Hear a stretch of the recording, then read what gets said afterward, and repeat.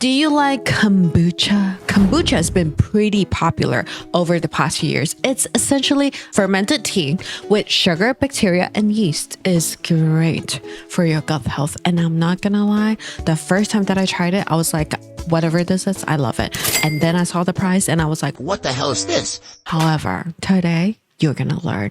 I'm gonna introduce you to another form of kombucha. Pull up Exhibit A. What is this, class? What is this? This is human kombucha. There's probably sugar, yeah, like blood glucose. There's probably a ton of bacteria, yeast, organs, and bleach, along with other kitchen cleaning agents. We don't know what happened here. Did they do this to themselves, or did someone do this to them? Why would someone choose to leave them in this condition? Who is this, and what did they do? This is the mystery of the 8 episodes smexy, spicy thriller miniseries now streaming on Prime called 56 Days, starring the beautiful, oh so beautiful Dove Cameron and the intense Evan Jogja. I hope I'm saying your name correctly. Look, I don't care what anyone says about Dove because you can pause the series at any moment and she has like 0 bad angle. And I think she did a great job. I think that she is very talented and very beautiful, okay? I know that this show is based off the book called 56 Days by Catherine Ryan Howard. I did not read the book. I've read the reviews. Some people are happy about it because like the book is different from the movie. Some people are not happy about it, but over here at the Midnight Library, we're gonna go through the story of the show. I got some like with the show. I'll let you know more as we go. No, I'm gonna let you know one right now. I think that the first 2 spicy scenes, I was like, okay, girl, like do it. Yes, I love steamy romance because I feel like if you love each other, do it. But this, I feel like it didn't do a lot for the plot. That's my opinion, but we'll get more into the details later. So if you're looking for a zero smut, full mystery and twists, whodunit version of 56 Days, you are at the right place. Maybe you are on a commute, maybe you got chores to do, or maybe you are at the office and you don't want to risk your office baddies catching you with some smut on your screen. You are at the right place, and we are gonna jump right into the story. Pull up Exhibit B. I want you to remember this building because a lot of shit happened here. If you're listening to this right now, I want you to picture 5-level exclusive modern full glass apartment building. Like one apartment is so big that one level probably has like 2 or 3 units at most. Each unit is about 5,000 square feet. Per month, you are paying an annual salary as rent, and you probably have to be the top 1% of Boston to live here. So right now, I want you to picture that. You are that 1%. Imagine you're walking into the lobby of this complex, straight past the mail area and into the lift. You wait for the lift and it brings you up to the top floor, the level with the best view of the city. You beeline to unit 11. You stick in your key. You turn to open the door and the apartment is pitch black. It seems like either you forgot to pay your electricity bill or you don't want someone to find you there. You whip out a flashlight. Your apartment is giving Bruce Wayne, okay? Huge, expensive paintings, minimal furnitures, and beyond lighting on 24/7 because instead of that, if you got like fluorescent lighting, you might start sneezing because too much dust, okay? Even Bruce Wayne's bad instincts are blinded by this much dust. But honestly, can I be honest? You are disgusting because girl, your apartment got rotten flowers, used wine glasses on the table, fun chocolate, a green coat hanging on one of the chairs, and what it looks like rotten oyster shells on a plate. The air. There's just like this thing in the air. It feels like something is in the air.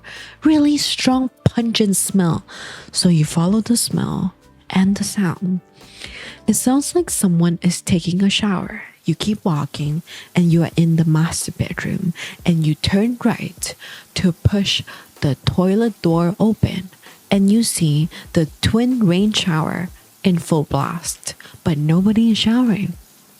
Next to it is a white, huge, fancy bathtub.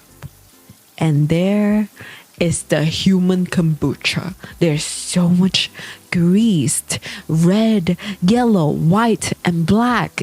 It looks like someone poured expired wall paints into the tub and then fill it with water. You know how like sometimes we don't know what we're smelling, but somehow we can dissect the smell into like, okay, it smells something like this with that. This toilet, this entire apartment smells like bleach and cleaning agent, iron, and human remains. Because inside that tub was what it looks like once a human being. If it's not for the skull poking out from the human grease, we would not be able to tell what is inside that tub. The entire apartment smells like flesh and bones are being digested by chemicals. And you are not the owner of the apartment. You are not even renting this apartment. You are an intruder. You are wearing a long sleeve black jacket, black pants, white gloves, and a blala cover. Okay, I think I forked that up, but you know, like a ski mask. Even going near that tub, you have to cover your nose with your left arm. It looks like you didn't do this, but you are there for a reason. For what? We don't know. But you take out your phone and you start taking photos. You don't take one photo, you take 3 photos of that bathtub. And then you walk out of the apartment, down the lobby, you punch the emergency glass and you push its button. So who are you? Why were you there? Did someone send you? Well, it doesn't really feel like you are the house cleaning crew from John Wick, but you seem calm. You are not just another person, another busybody. You know what you are doing, but you don't want to be found. Who are you? Shortly after you leave, the whole apartment complex is swamped with police officers, detectives, bystanders trying to get a better look, keeping their ears peeled, hoping to get some insider information. But hey, let me tell you this. You ain't gonna be there to get all the insider information. On this side, on our side right here, I'm gonna spill all the secrets and truth and insider info to you. And here's a piece of it. One of the 2 detectives assigned to this case has one huge secret, and she does not want anybody to find out. My question to you is, do you think that you can trust a detective like this? You let me know. Let's go back to the crime scene. The whole place is crowded with people, police. A car pulls up and it's a Ford. 2 people get out of the car. They are the detectives assigned to this case. They are not in uniform, so you know they're high ranked, okay? The lady is wearing white shirt, a black vest, and a navy jacket. She looks like she's in her mid-30s. Her hair is tied to a messy bun, minimal makeup. We're gonna call her Detective Lee or just Lee. The other detective is a man. He is taller than Detective Lee and he sports a red coat with loud printed button-up shirt. He looks like he's either around the same age as Lee or just a little bit older, okay? He is Detective Carl, or we're gonna call him just Carl, okay? I want you to picture these 2 with the dynamic of 2 siblings, like the older sister and the younger brother. Lee's the older sister who's more like, don't mess up, don't run your mouth, think before you talk. She's more rigid and disciplined. Lee has always wanted to be a detective and she embodies the detective vibes, okay? Whereas Carl, the younger brother, vibe is more carefree, but he's just as sharp as Lee. If one of them were to be a human lie detector, it would be Carl. Just imagine how good you have to be at your job for you to go from a regular security guard to a senior detective. And if you leave, the whole apartment would just like fall apart. That is how good Carl is. That is also not to say that Lee is not good at her job. She is. But together, they're just like so much better. They are both better together. Really, really good combination. Yin and yang. There's no romance between the 2. They just like really understand each other and got each other's back. But Lee has a secret. And this one secret is probably one that would break their friendship, makes her lose her dream job. And if someone finds out, she might even have to look behind her back for the rest of her life. What is the secret? And can you really trust Detective Lee? Because her secret can be used as leverage against the truth of this case. Keep that in mind, okay? Let's continue. As the police are relaying information to both Lee and Carl, Lee walks away and she holds up her binoculars, okay? She's trying to get a good look of Unit 11 from the outside. As she's looking, she sees a black shadow watching her from the apartment below. Lee is shocked, so she tries to get a better look. And the black shadow turns and walks away. Now, I don't think that she can be like, that's suspicious. Let's interview the unit below. She cannot do that. She only can focus on Unit 11 right now. So she leaves it and she goes up to Unit 11. She opens the door and immediately she closes it because the smell is too strong. She texts Carl to come up. Carl at this point is at the parking lot. Okay, you know how like usually for one unit there's assigned parking lots? Unit 11 does not have a car, but just a trolley at its spot. So Carl asks the property manager to just look into this, maybe check who used to live here, CCTV, stuff like that. When Carl sees the text from Lee, he goes up and they head inside Unit 11 together with masks, gloves, goggles, shoe covers on, and they start looking around the apartment. They see rotten oyster shells, open safe in the closet, fun chocolate on the table, a green coat on one of the chairs. Lee searches the green coat, okay? She finds a box of matches. The box says Westbury Bar. Takes a photo of it and then she puts it back. Then she walks towards one of the bedrooms. This bedroom is not the master bedroom. This bedroom has no decorations at all. The bed is unmade, clothes and tote bag on the floor, a green lamp that obviously does not fit in with the vibe of the apartment. And do you remember Tumblr or Pinterest? At one point, we loved posters with emotional and cringy quotes. Yeah, white text on gradient backgrounds. Do you remember that? This room has one of those. It has a poster of a coat printed on a gradient background. Okay, the text says, "Could this be magic at last?" And the background is like blue, purplish, pink gradient. Okay, it's a vibe, but maybe in the 2000s. Do you think that this fit in with the Bruce Wayne vibe apartment?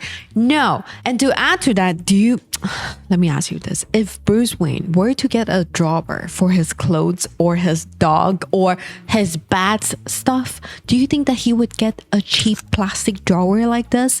No. Like, girl, I still remember I used to have one of those. Whenever I pulled one level, the entire thing would be moving with me. But then again, it's good value for money. Anyway, this bedroom has one of these drawers. It looks like a girl just crashed here. Looking at the poster, the plastic drawers, and the lamp, Lee thinks that this girl is obviously not from the same tax bracket as the person who was staying here.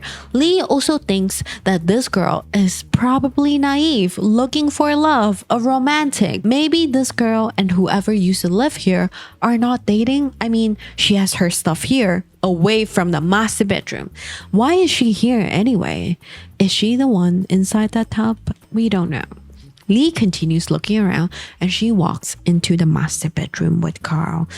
Besides the safe in the closet being wide open, nothing really stands out. This is just another bedroom. No personality or anything. It's just a rich person's bedroom. Nothing suspicious until they walk into the crime scene. The toilet with the bathtub. The human kombucha. This toilet is crowded with random things. There's a heater on the floor, dry clean clothes on the counter, an expensive watch, and the shower still running. Carl turns the shower off, and I don't even think that they know how to deal with this whole situation, so they wait for forensic. They continue investigating on their own, and then Lee's gone. Like, Lee's not inside Unit 11 anymore. She's downstairs talking to a boy. Carl sees that. Carl does not know this boy.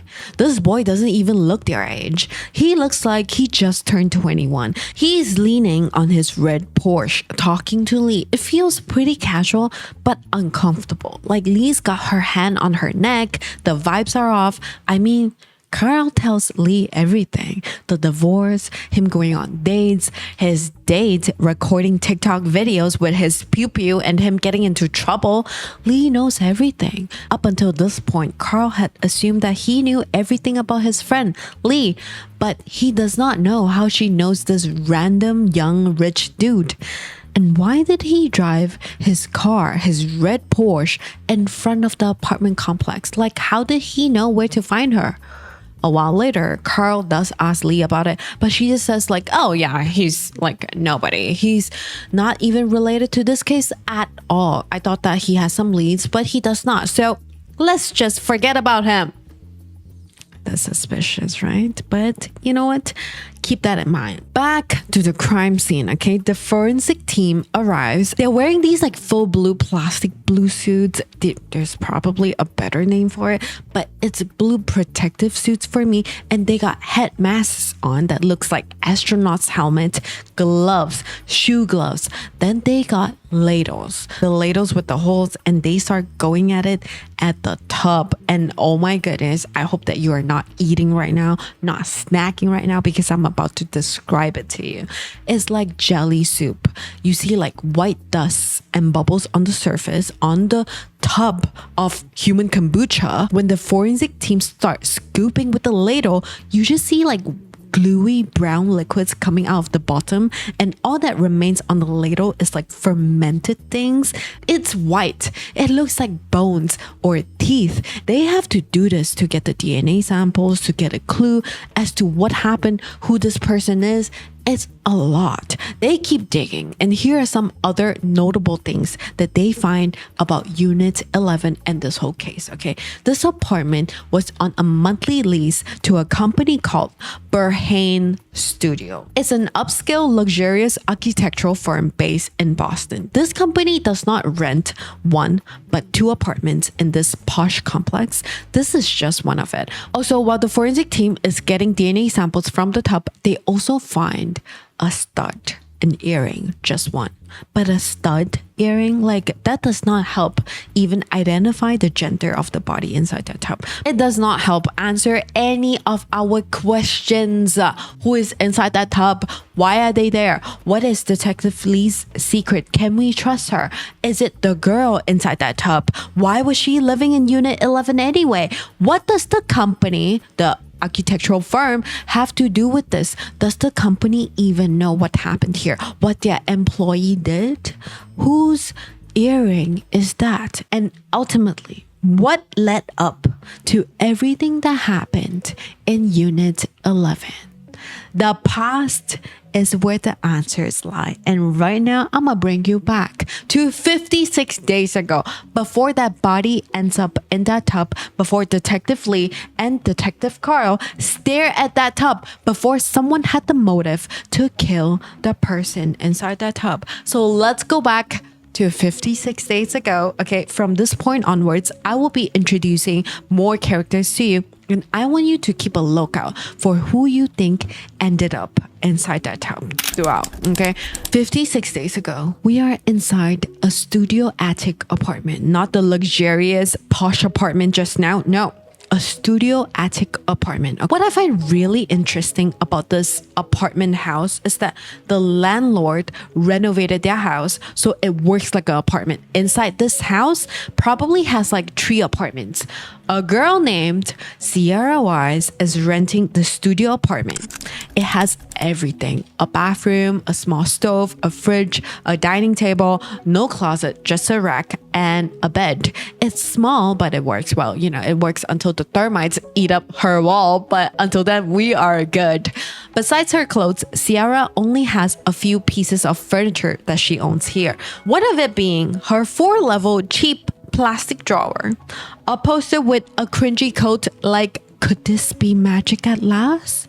and a green lamp. That's all she owns. Ciara is very pretty, absolutely breathtaking. She's an oxygen stealer. She got green eyes, full cheeks, lips, super fair skin, and beautiful straight black hair. She's played by none other than Duff Cameron. Ciara Wise is working in tech support. She just moved to Boston not too long ago, and every day she gets up, put on her falsies, stick her feet into her boots, wear her work access lanyard, grab her green coat and her NASA tote, and then she head out for work. This green coat really complements her green eyes, okay? It looks really good on her. You will 100% be able to see her among any crowds. It's bright green coat. So that's the first thing that you will see when you see her. And the second thing that you'll see when you see her is her NASA tote bag. It has a long handle, and on the bag you see nothing but a huge NASA logo. She loves space stuff, okay? Every day, this is Ciara's routine. She wakes up, get ready, leave the house, take the train, grab some food at the grocery store, and then she go to work. Just like any other day, she goes into that grocery store and she's grabbing lunch. It's like a pokey situation. Pick what you want and put it in your bowl, right? She grabs a container and she just stares at a slice of cucumber. She looks like she's about to post a question about cucumber on Explain It To Me Like I'm 5 on Reddit, okay? While Ciara is busy staring at a cucumber, a guy's staring at her from the distance, okay? He's giving, oh my gosh, she's so cute. I want her number, but buddy, you have stared way too long and this is getting creepy. When she goes to grab her kombucha drink, he would sneak behind her, pretend to look at something. She walks away, he puts it back. When she starts walking towards the cashier, he accidentally bumps into her and hit her with the, oh, I'm sorry, are you in line? Ciara looks up at him, and this is the first time that she noticed him. She smiles, and she seems a little shy, like he's kind of cute. She opens her mouth. She wants to say something, but nothing's coming out. This is the worst. But Ciara finds the word. I grabbed the wrong drink. And she turns and walks away from him. It could have ended right here. But this dude probably can't tell that Ciara is interested in him. So he waits for her outside the grocery store. Now, let me tell you this. Let me tell you his vibe and what he looks like. Okay, he looks like a rich kid working in corporate. He looks like he's in his late 20s to mid 30s. He looks like he would open his mouth and introduce himself as a management consultant. Y'all, like in my city, some consultant just have a look. This guy is rocking jet black hair with some fringe decorating his forehead. And you guessed it right, bestie. Because when he's stressed, he's definitely making use of those fringes like, I'm so stressed. He has super sharp features. Nose, jawline, he got a beard.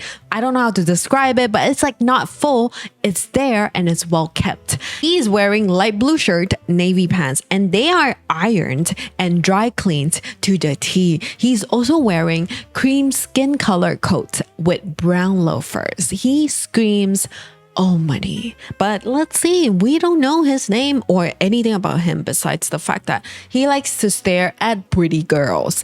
As soon as he sees Ciara walks out of the grocery store, he's stressed. He's like, oh my God, and I'm fighting demons right now. I want to talk to her, but I'm scared. But just as she passes him, he says, hey, NASA. Ciara turns, looks at her bag, looks at him, and she smiles. I mean, come on. This is game right here. This is Ciara's favorite topic. They start talking and Ciara starts telling him about which space centers she loves. And he tells her, oh my God, I am so impressed by you. And he asks, can you name all the space shuttles?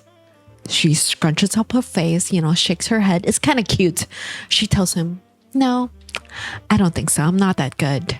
She looks down. Then she looks up at him. And you know that stare. Her cheeks are beaming, all right? I'm Oliver, by the way. He introduces himself. I'm Ciara.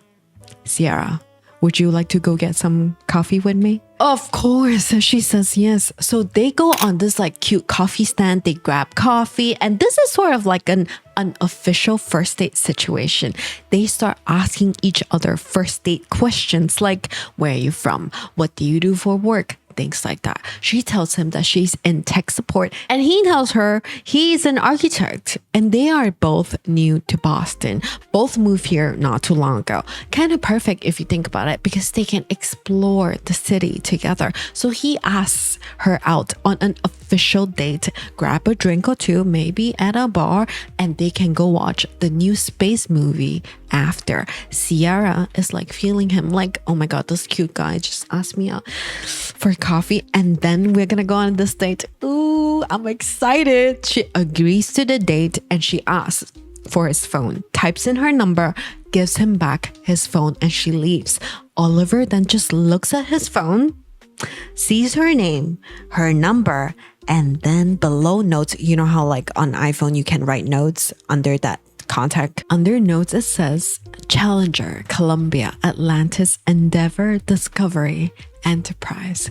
These are the names of all the space shuttles. Ciara does know more about NASA than she's leading on, and this got Oliver hooked to a T, because his dream before working as an architect was to wear the meatball. That's what astronauts call their suits, meatball. Oliver had always wanted to be an astronaut since he was young, until what happened 16 years ago when he stopped sleeping and the nightmare started. His life since has never been the same, and in a way, he stopped living and he started running. Maybe this is why he's anxious about approaching Ciara. A few days later, we see Oliver getting ready for the date. We catch him just as he turns off the rain shower and walks towards the door. And as he's walking out of the bathroom, he passes the same huge white fancy bathtub just sitting there, empty. It looks like Oliver doesn't even use it. To even think about 50 something days later that this exact bathroom and this specific bathtub would be investigated by Detective Lee and Carl is quite crazy. But you know what? Back to Oliver. Oliver lives in Unit 11. Oliver is an architect at Burhane Studios, and his company is renting this luxurious Bruce Wayne-like apartment for him. And Oliver, let me tell you, he's not even an executive in the company. He's just like another architect. Either he's really, really good at his job, or maybe he just got connection to the owner. Just before he leaves the apartment, he opens a letter.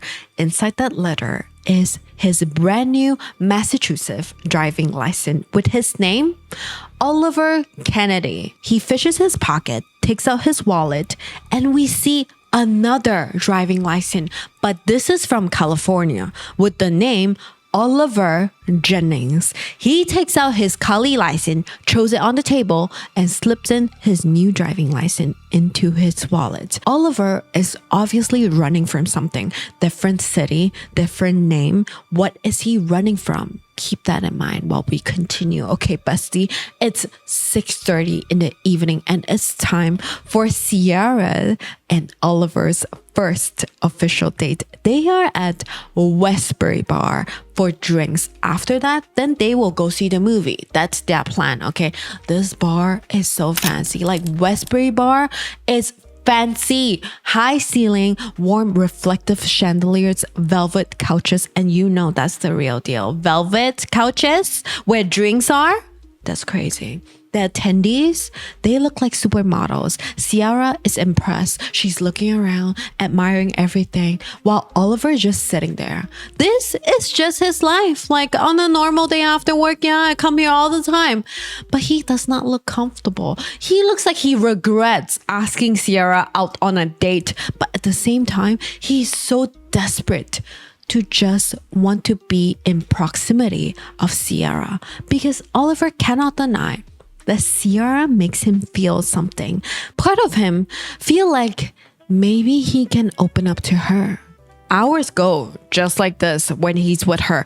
And yeah, hours did go by. They have been talking and talking for hours, and now they are going to be late for the movies. And you know the date went well if y'all start making plans for the next date. This is exactly what happens. He tells her, you know what, Ciara, we can just stay here and we can catch the film next week if that works. And Ciara's like, okay, yeah. And her eyes shows so much excitement, happiness. Oliver's eyes, they tell a different story. He smiles at Ciara, yes, but it quickly fades away. He excuses himself to freshen up. He gets up, he rushes into the restroom, calls his psychotherapist, and it goes to voicemail. You have reached Troxler Psychotherapy. If this is an emergency, please dial 911. Dan, it's me. I think I'm doing it again. Dan, it's Dan. Dan, it's me. I think I'm doing it again. And I don't know what's gonna happen. I don't know what's gonna happen if you don't pick up the freaking phone. He hangs up. He storms out of the restroom and he's in such a rush that he didn't even realize that he almost bumped into another person, another woman.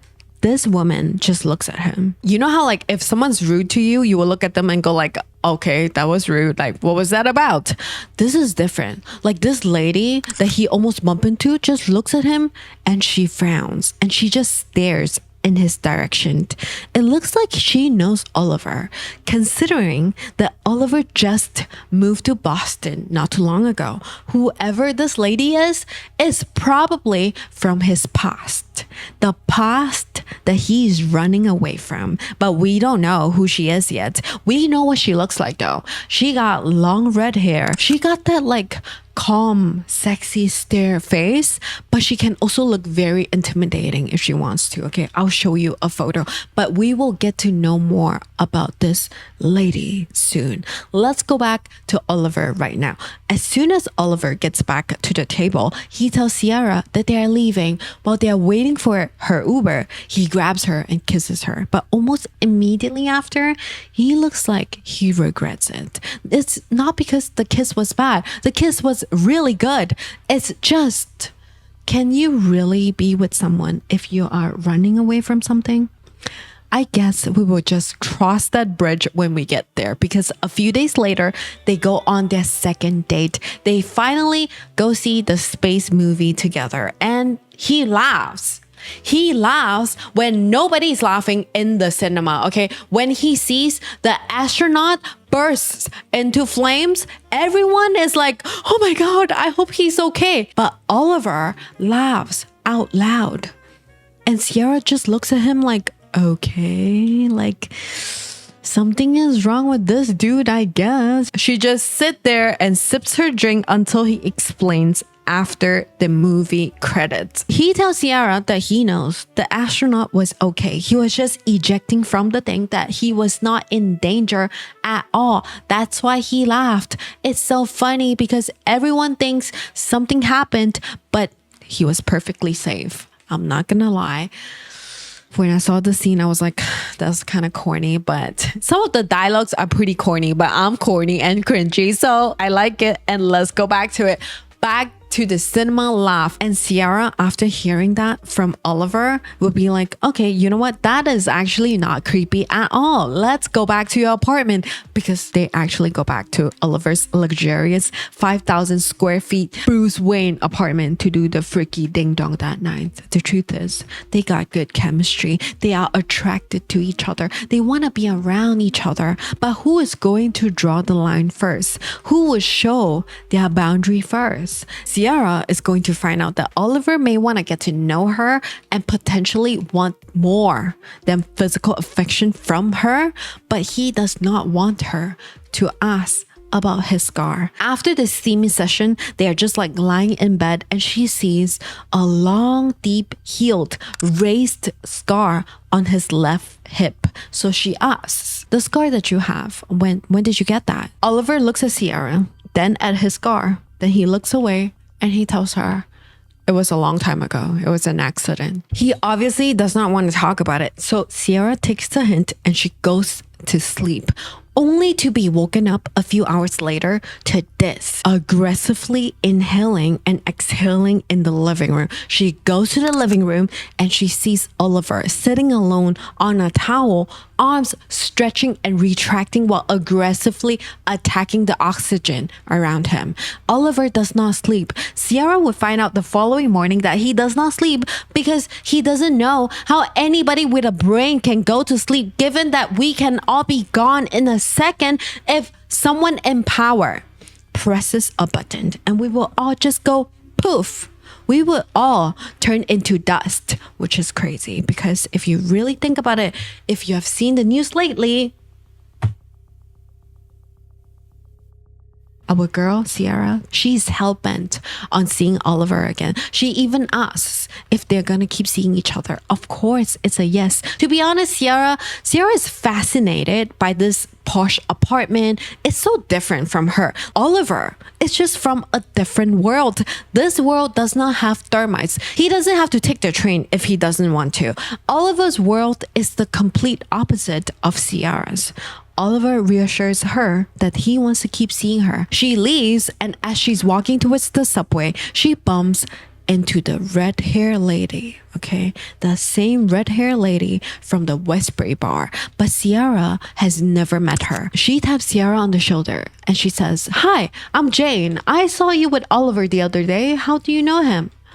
Which is an obviously weird question to ask someone that you have never met. Ciara tells her,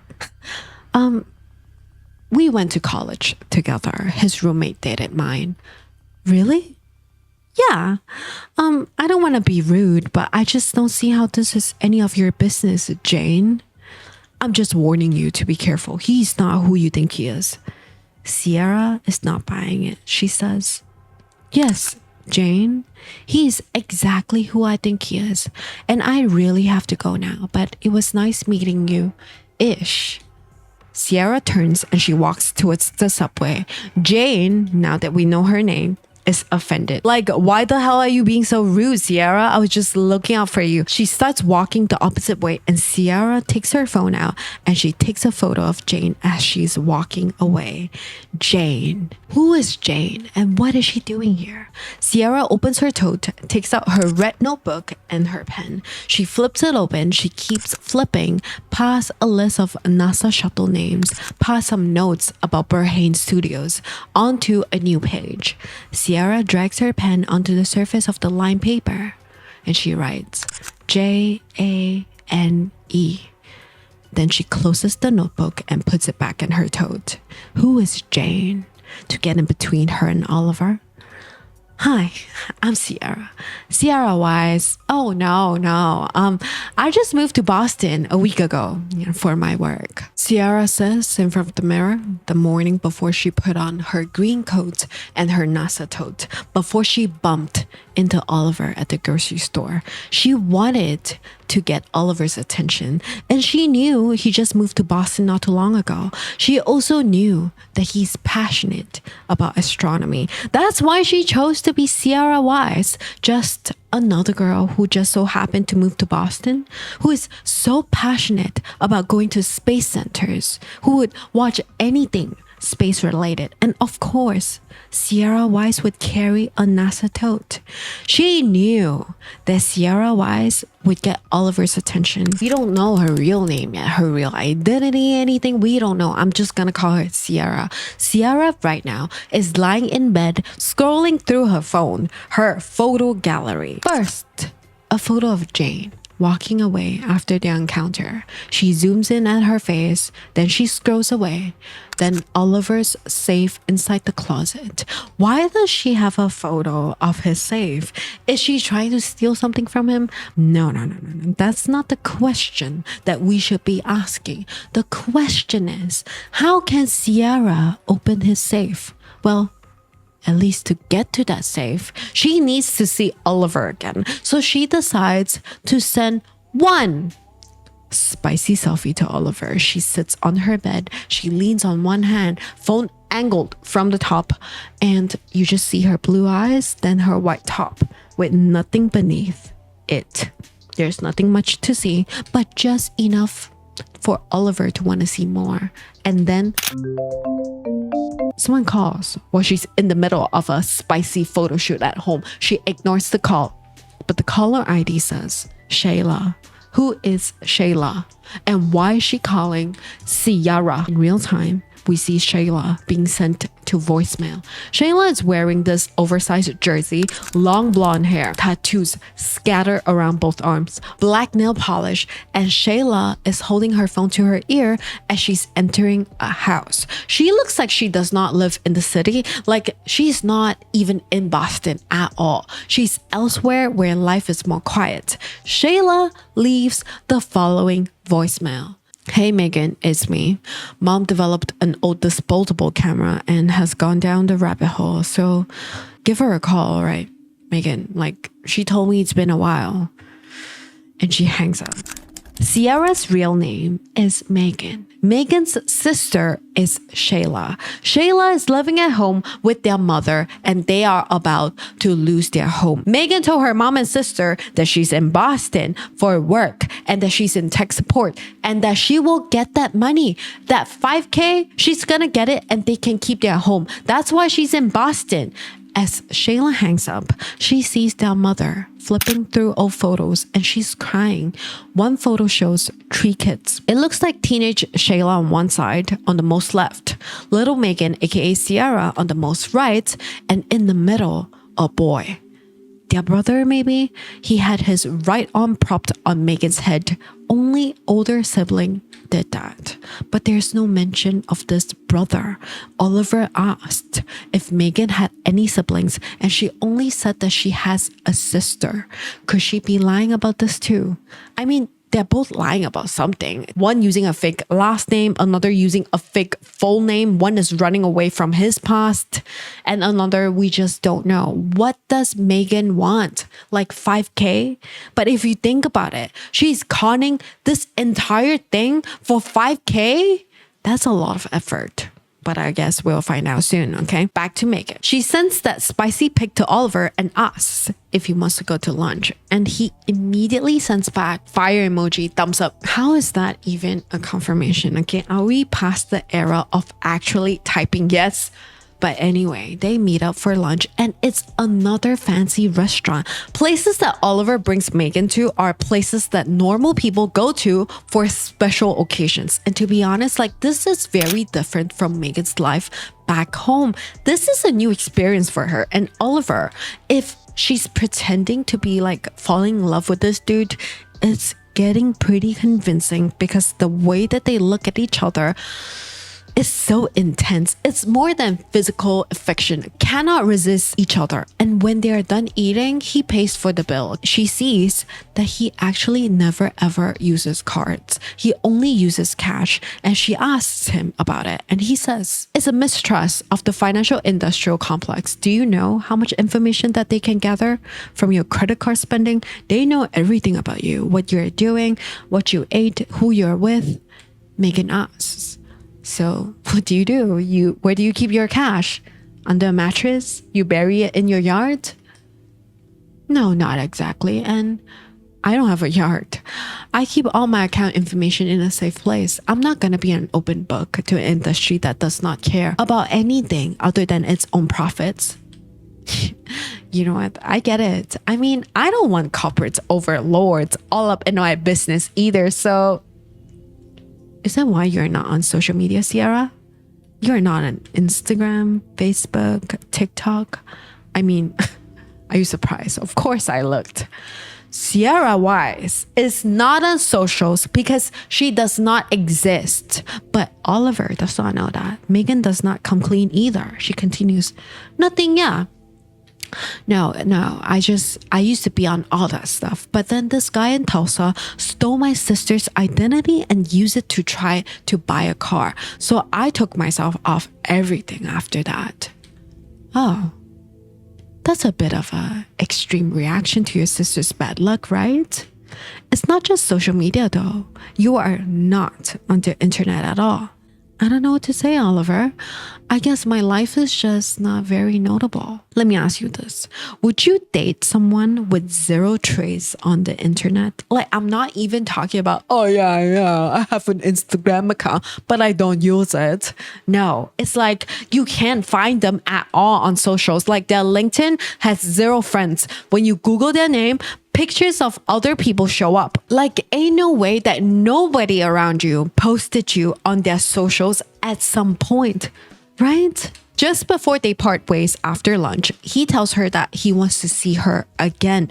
I just don't know how, like, they just keep missing each other's red flag. Like, I don't know how, but they are able to just forget about it. You know what? I still want to see you again. Okay. Later that evening, he wants to see her again, but in her apartment, like her studio attic termite filled apartment. She does not want this, but he insists and she can't force him to not go because it would be weird, right? So she runs back to her apartment, grabs her suitcase and puts all the extra copies of her work access card printouts into it, zips it up and puts it away.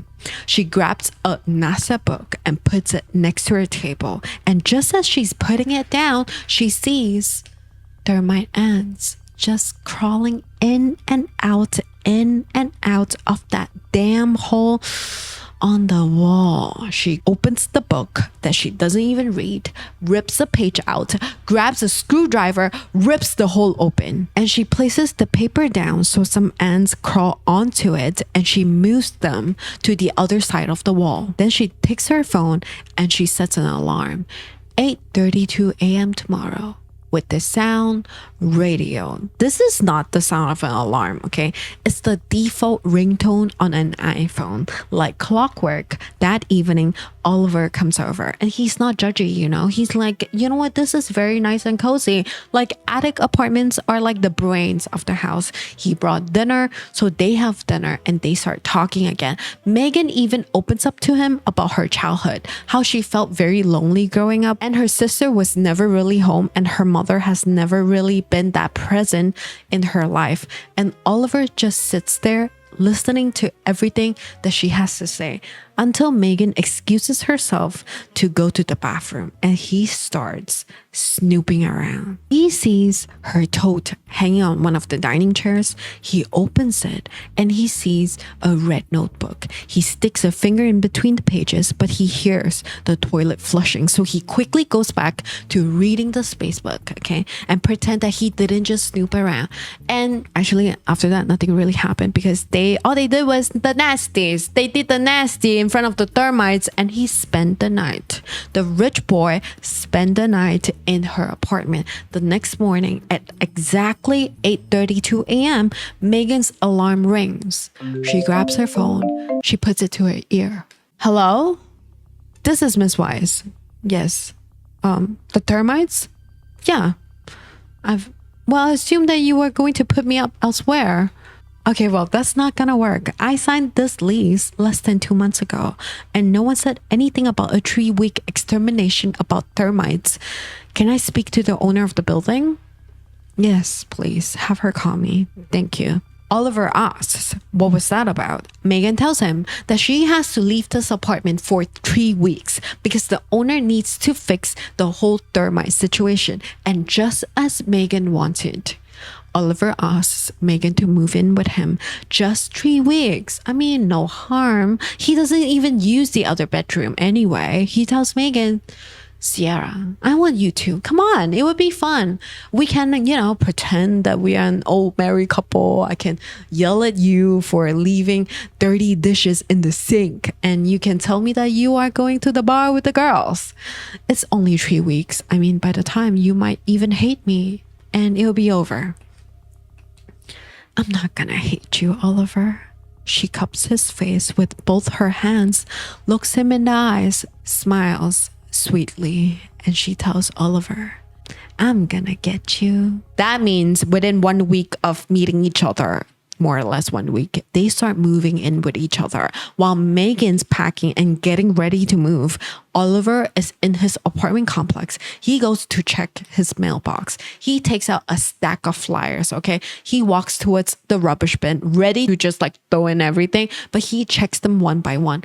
1, 2, 3. 3 flyers into the rubbish bin, and the fourth is not a flyer. It's a letter. He stares at the letter like he just saw a ghost. He looks around. Nobody's around. He looks at the letter again. It's addressed to Oliver St. Ledger, but there's nothing inside. It's like someone just wanted to remind him of his real name, that his name is not Oliver Kennedy. They just want to remind him of the past that he is trying to run away from. Oliver's full name is Oliver St. Ledger, not Oliver Kennedy, not Oliver Jennings. St. Ledger. St. Ledger is a billionaire family. Not too long ago, his family business was valued at $16 billion. What can we assume about billionaires? Unlimited resources, connection, power, ugly secrets. Oliver has unlimited resources. He can spend however he wants, move wherever he likes, and he can still get that new driving license delivered to his new address. And Oliver does not need to work, but he can if he wants to, just like how he started working at Burhane's studio. Elliot Burhane, his father's best friend from Princeton. Elliot Burhane owns the architectural firm that Oliver is working in. I want you to picture salt and pepper hair and beard on a man who looks like he's in his 40s or 50s. He is that friendly uncle, like if you forgot your wallet at a coffee shop 7 days in a row, like he would just pay for it and never ever hold it against you. He's that type to say, they're probably just having a rough day. Life sucks sometimes. I understand. Mr. Burhane is like a godfather to Oliver, and he personally rented this apartment for Oliver, even though Oliver is not an executive in his company, but he is his best friend's son. Of course, he's gonna take care of Oliver. He was the one who convinced Oliver to move to Boston after all, because he promised Oliver's dad before he passed that he would always take care of Oliver. Although Elliot is happy about Oliver coming to Boston, Elliot's wife hates Oliver. Like, she believes wherever Oliver goes, trouble follows. We are gonna meet her soon, okay? But right now, let's go back to Oliver. Oliver is inside his apartment speaking with his psychotherapist on Zoom. His psychotherapist, huge forehead, receding hairline, white shirt with cardigan, glasses with smart people background, okay? 6 years ago, we got to see a lot of people's homes, and most smart people got a lot of plants and books at the back of them, okay? Whenever they call on Zoom, right there. Before we get started, you left me a pretty intense message the other day. I tried to call you back, but you didn't answer. Oliver, if you leave me a distress call after hours, it's important that we touch base the next day. Yeah, then I'm sorry. I was at work. Someone left me an envelope with my name on it. I guess they were just testing to see if I am Oliver St. Ledger. Okay, interesting. Who do you think would have done that? I have no freaking clue, Dan. Okay, let's think it through. Who knows you're in Boston, and have you made any new friends lately? Nobody knows. Nobody knows that I'm in Boston besides you, my family, and Elliot Burhane. And yes, I did meet someone. Her name is Ciara. I haven't told her anything about myself. She's smart and she's funny, and we're just two adults enjoying each other's company. People do it all the time. Yes, Oliver. But we are talking about you. I know how lonely you are, Oliver. I know. But don't you think it's more important to protect yourself? If the answer is yes, you need to get rid of that letter and break it off with Ciara now, before you do something that you will regret. He hangs up, and it's like a spell, okay? He does exactly as he's told. Oliver grabs the empty letter and he burns it. And then he grabs his phone, calls Ciara to ask if she wants to move in tonight. I feel like this Just goes to show either she wants her privacy or because their relationship is just not there yet. Like, I mean, it's kind of crazy, you know, moving in so quickly, but she's keeping her stuff in the other bedroom first. But from the outside, it seems like they're very exclusive already. They are sleeping on the same bed. The next morning, she wakes up to see a syringe on the floor and Oliver dead asleep. Because Oliver cannot sleep, he has to take propofol to go to sleep. He gets his propofol from his psychotherapist, Dan. It's like late in the afternoon. He needs to be at work right now. Megan shakes him awake and he's like, damn, like I need to call work. So he takes his phone and he types in 114398. Megan sees it. She walks to her bedroom and writes it down on her little red notebook. 114398. Maybe this is why she has her own bedroom, so she can write down clues without Oliver seeing. She wants the number to that safe. What is inside that safe? She's not sure, but Oliver only uses cash and he is probably keeping them inside. But Megan's not gonna try that safe now. She has to head out for work, just like Oliver. While Oliver is at work showcasing his plans to what looks like a huge client for the company, Elliot is just like standing right next to him, okay? He's looking at him like, wow, I am so proud of you, godson. Elliot treats Oliver like his own, not just because he was bestie with his father, but of something more. We're gonna get to it later, soon, very soon, okay? Now, Oliver is wrapping up at work. While he's doing that, Megan is just out strolling the streets of Boston like she's eating bagels, drinking coffee with her lanyard on. She looks like she's on a permanent lunch break, okay? She doesn't actually work. Oliver St. Ledger is her work. Oliver calls and he tells her he's at her office building waiting for her to finish work, but she's not there. She's across the street stuffing her face, so she runs back, uses the back entrance, rushes back to the main building with the crowds from the lift. She joins them and then she trips on her shoes. I mean, it's a scene, okay? It's a scene. Everyone's watching her and Oliver. Megan's super embarrassed. I mean, by right, you don't want this much attention on you if you're trying to con one person, right? But Oliver screams, oh my God, your shoes just exploded. Everyone check your shoes. He carries Megan out of the building, okay? He's rescuing her from an embarrassing situation. It's a little corny, but it's cute, okay? It could be in a romance film. I like it. He carries Megan into his car. It's actually not his car. He's driving Elliot's car and he starts telling Megan about Elliot. Elliot does more for me than I deserve. He and my father went to Princeton together and I think he had feelings that went beyond friendship. My father ignored it. But I don't know. Sometimes I think Elliot gets sentimental for what never happened. But he's happy now. Plus, he got 3 cars.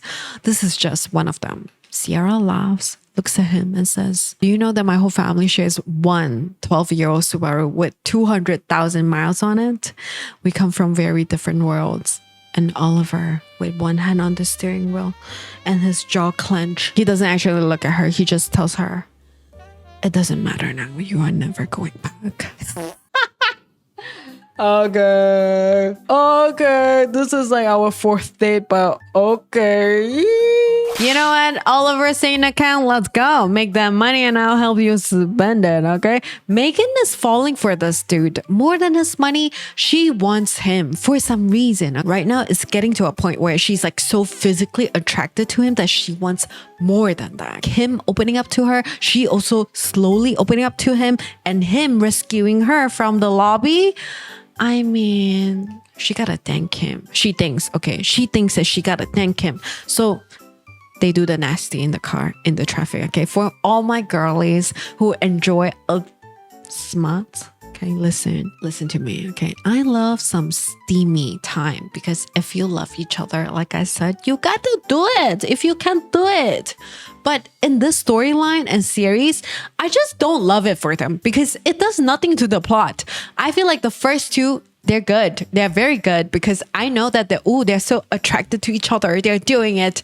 But after that, it's just like, wow, I feel like you're just putting it there so I keep watching. Without the scenes, I know how much they want each other. With the scenes, I just feel like it doesn't explain how deep their chemistry is. Like, they are two people with fake names and they are hiding from something. They are attracted to each other, but it does not translate in the steamy scenes. It just shows like they're sleeping together. You know what I mean? I'm not saying that Dove Cameron and Alvan Jogja are not talented. I think that they are. It's just how it's written in the movie. You know what I mean? Exactly. I just feel like these scenes are slap on there just so that they can call this a thriller miniseries, a spicy thriller miniseries. I have not read the book, so I don't know if this is really original to the plot, but yeah, okay, they do it in the car, in the traffic, and when they get home, Megan goes into the bathroom and change into something comfortable. She hears the door, and as she's taking off her earring, a stud earring, she leaves it on the counter. Oliver is not home, okay? Oliver is downstairs checking his mail again, and he sees another letter addressed to Oliver St. Ledger, but this time the letter is not empty. It has a piece of paper inside with a phone number on it. He dials it, but he hangs up immediately after the first ring. This is going to prompt another meeting with Dr. Dan, because every single time he feels like his past is catching up to him. Basically, anytime he needs to make a decision when he's losing his mind, he calls Dr. Dan. And because of that, he is stressed every single moment before he sees Dr. Dan. He can't sleep. He does angry yoga, and he keeps wondering about who sent him that letter. At 5 in the morning, Oliver leaves the house to go see Dr. Dan. Maybe it's because he has not slept in days, but on his drive over, he sees a red-haired lady. We know her as Jane. He does not. He has not met her properly. All he knows is that he probably has seen this lady before, and she's driving behind him in her blue Fiat. She even cuts to the right lane, and now he can see her right next to his car. They are waiting for the traffic light to turn green. But is this just a coincidence? As soon as he gets to Dr. Dan's office, he tells Dr. Dan that he is sure that he's getting stalked, and he also has not slept in days. Dr. Dan looks at his records, and then he sees that Oliver is burning through his sleepy medication protocol, and Dr. Dan asks, "Are you still seeing that woman that we discussed?" Oliver lies to his face, saying that he and Ciara are no more because they're so different and they didn't work out. If you really think about it, shouldn't this be private? Like, can your therapist really tell you to break up with someone? It just feels so intrusive. Although Oliver lies to him, it feels like this is not the first time that this doctor had been intrusive about other parts of his life. Today, Oliver is not here to talk about Ciara, so he continues. "But I'm telling you, Dan, someone knows who I am and they are stalking me." "Then don't take the bait, Oliver. Don't call the number. Just throw it away." And Dr. Dan goes over to his mini fridge and takes out 2 fun chocolates. Okay, I call it fun chocolates because these chocolates has fun mushrooms in them. He tells Oliver that he should start with half a square and then work his way up. His anxiety and sleep will both improve. Oliver takes the fun chocolate and some more popo, and he tells Dr. Dan more about the stalking. He says, "This morning on my way here, a woman with red hair was following me. She was driving a blue car." Oliver, you know what that sounds like, don't you? What are you implying, Dan? Like, my ex? That I just see women from my past everywhere I go? That I'm so obsessed with my mistakes that they drive beside me on a freeway in a Fiat? I am not the stalker here. I'm the victim. Someone has identified me and they are targeting me. This is not my imagination. Dr. Dan is not taking notes, okay? He is holding his coffee cup to his lips, sipping as he listens to Oliver. While that's happening, Megan wakes up alone in the apartment and she goes through Oliver's trash. She finds a letter from JP and Morgan, ripped up. She pieces it together and Megan knows that Oliver's real name is not Oliver Kennedy, but Oliver St. Ledger. She knows that he's the son of a billionaire. She knows that Oliver has unlimited resources, connection, and power. but she didn't go after him just for that 5,000. She may be falling for Oliver now, but the plan was for her to take his money, and she still plans to, because that's the least that Oliver and the Saint Ledgers can do after what they did to her family 16 years ago. Oliver and his sadistic family took someone that they love away from them. Oliver's family protected the Narrow River killer, and her brother paid the price. Oliver is the Narrow River killer, and Megan was there to see everything unfold. She was too young then to do something, but not now. Now she has everything she needs to make them pay. I'm Chicky St. Ledger. I am calling to inquire on a corporate trust that I have opened for my son, Oliver St. Ledger. Your maiden name, Miss? Trivati. Address? Well, the mailing address is Boston, but the account may still be linked to the house on 344 Dutch Neck Road. Okay, Miss St. Ledger, how can I help you? I would like to transfer 10,000 from this account to a personal checking. I'm sorry, ma'am. You cannot access these funds until this matures in April of next year. I thought it was this past April. That was not Chicky St. Ledger. That was Megan calling JP Morgan, but that failed. So, on to the next best thing, okay? Oliver's safe. So she walks over to his closet and pressed the number 114398, his iPhone PIN number, but it dials red on the safe. Wrong PIN. Megan is frustrated. Megan walks to leave the closet, but Oliver is just outside the door staring at Megan. She does not have to pretend to be shocked to see him because she is shocked. He was not supposed to see her coming out of the closet, but she plays it cool, okay? She walks past him and lures him to the shower because that's one way to distract him, right? But Oliver is suspicious of Megan. I mean, can't blame the guy. He lets you stay in his place literally days after meeting you, and you go try his safe while he's not home. Megan is a different breed because the next morning she plays it off as, I just went inside your closet to see which of your white shirts I can wear to sleep, okay? Because in the morning, she walks into the kitchen in his oversized white shirt, and he asks her, is that why you were in my closet? Yeah, sorry, I just couldn't help myself. Why? Why else would I be in your closet?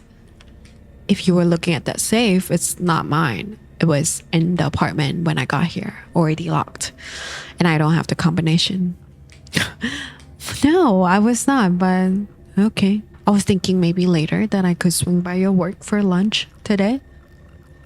I don't think that's a good idea. I gotta go. I am gonna be really busy today, Ciara. And if I need to eat something, I'll just order something from the office. I will see you later, and you can keep it. The shirt. As soon as Oliver leaves the house, Megan opens his laptop, goes to his Gmail, and sees that this billionaire kid not only has a corporate trust account with JP and Morgan, but he also has money parked in Zurich. She tries logging in and she actually gets in. I don't know with what PIN, but she gets in and she sends the 2-step verification to his email. And when she sees his account total, she's gonna cry. She's so happy. Oh my God, this dude is really Saint account. He got 11 million parked right there in one account, and she's like, oh my God, I'm so touched, give me right now. Then she sees his statement. Each time he goes to see his psychotherapist, Dr. Dan, he pays 25K per session. And recently, he has been seeing him quite often, okay? 25K for Dr. Dan to just sit there and sip his coffee and ask stupid questions like, why did you take the bait? Just ignore it. Why don't you? You're being paranoid. You're lonely. But you should protect yourself, don't you think? If there's a job that AI should take over, it's his. Not to say AI should take over therapists. No. Just him only. But you know what? Forget that right now. She cannot tell Oliver anything. Their relationship is not there. It's not there yet. She doesn't want him to find out about this either. So Megan clicks on new transfer. She types in bank account number. She has it memorized. NR 84647541530048. And the name comes out. Narrow River Memorial Fund. And she types in the amount. 100,041.36 and click submit transfer. This money will arrive at Narrow River Memorial Fund in 10 to 14 business days. She needs to stay there with Oliver, for almost 2 weeks to make sure that this money goes through. But if Oliver is the Narrow River killer, why is she transferring 100K to an account in Narrow River? Megan said that Oliver needs to pay for what he did to her family. So what happened? What happened in Narrow River 16 years ago, where both their lives took a turn? Megan calls Shayla, her sister. She's so happy. Okay, she's so excited. She tells her, I got the money. It's a bank transfer. It's gonna take a week or two to go through. Really? It's from the St. Ledger's? Yes, it's $5,000 and a little more. But you're coming home, right, Megan? As soon as it goes through? Yeah, I mean, I might stay a little longer. My job is not done. I'm liking my job here, actually, more than I thought that I would. And it's not all about the money now, but I'll keep you posted. Megan wants to stay in Oliver's life, but how? Like, if think about it, how can you stay in his life? Can a relationship start with two people with false identity and happily ever after? And how can you fall in love with the Narrow River killer? How can you love someone who destroyed your family? If you look up the Narrow River killing, here's what it will tell you. The Narrow River killings refer to the brutal murder of prep school student Paul Sparling on June 5th, 2009. Autopsy ruled a homicide, but Paul Sparling's classmate was arrested for first-degree murder, Sean Martins. But a lot of people believe that Shane Martins didn't do it. It was Oliver St. Ledger.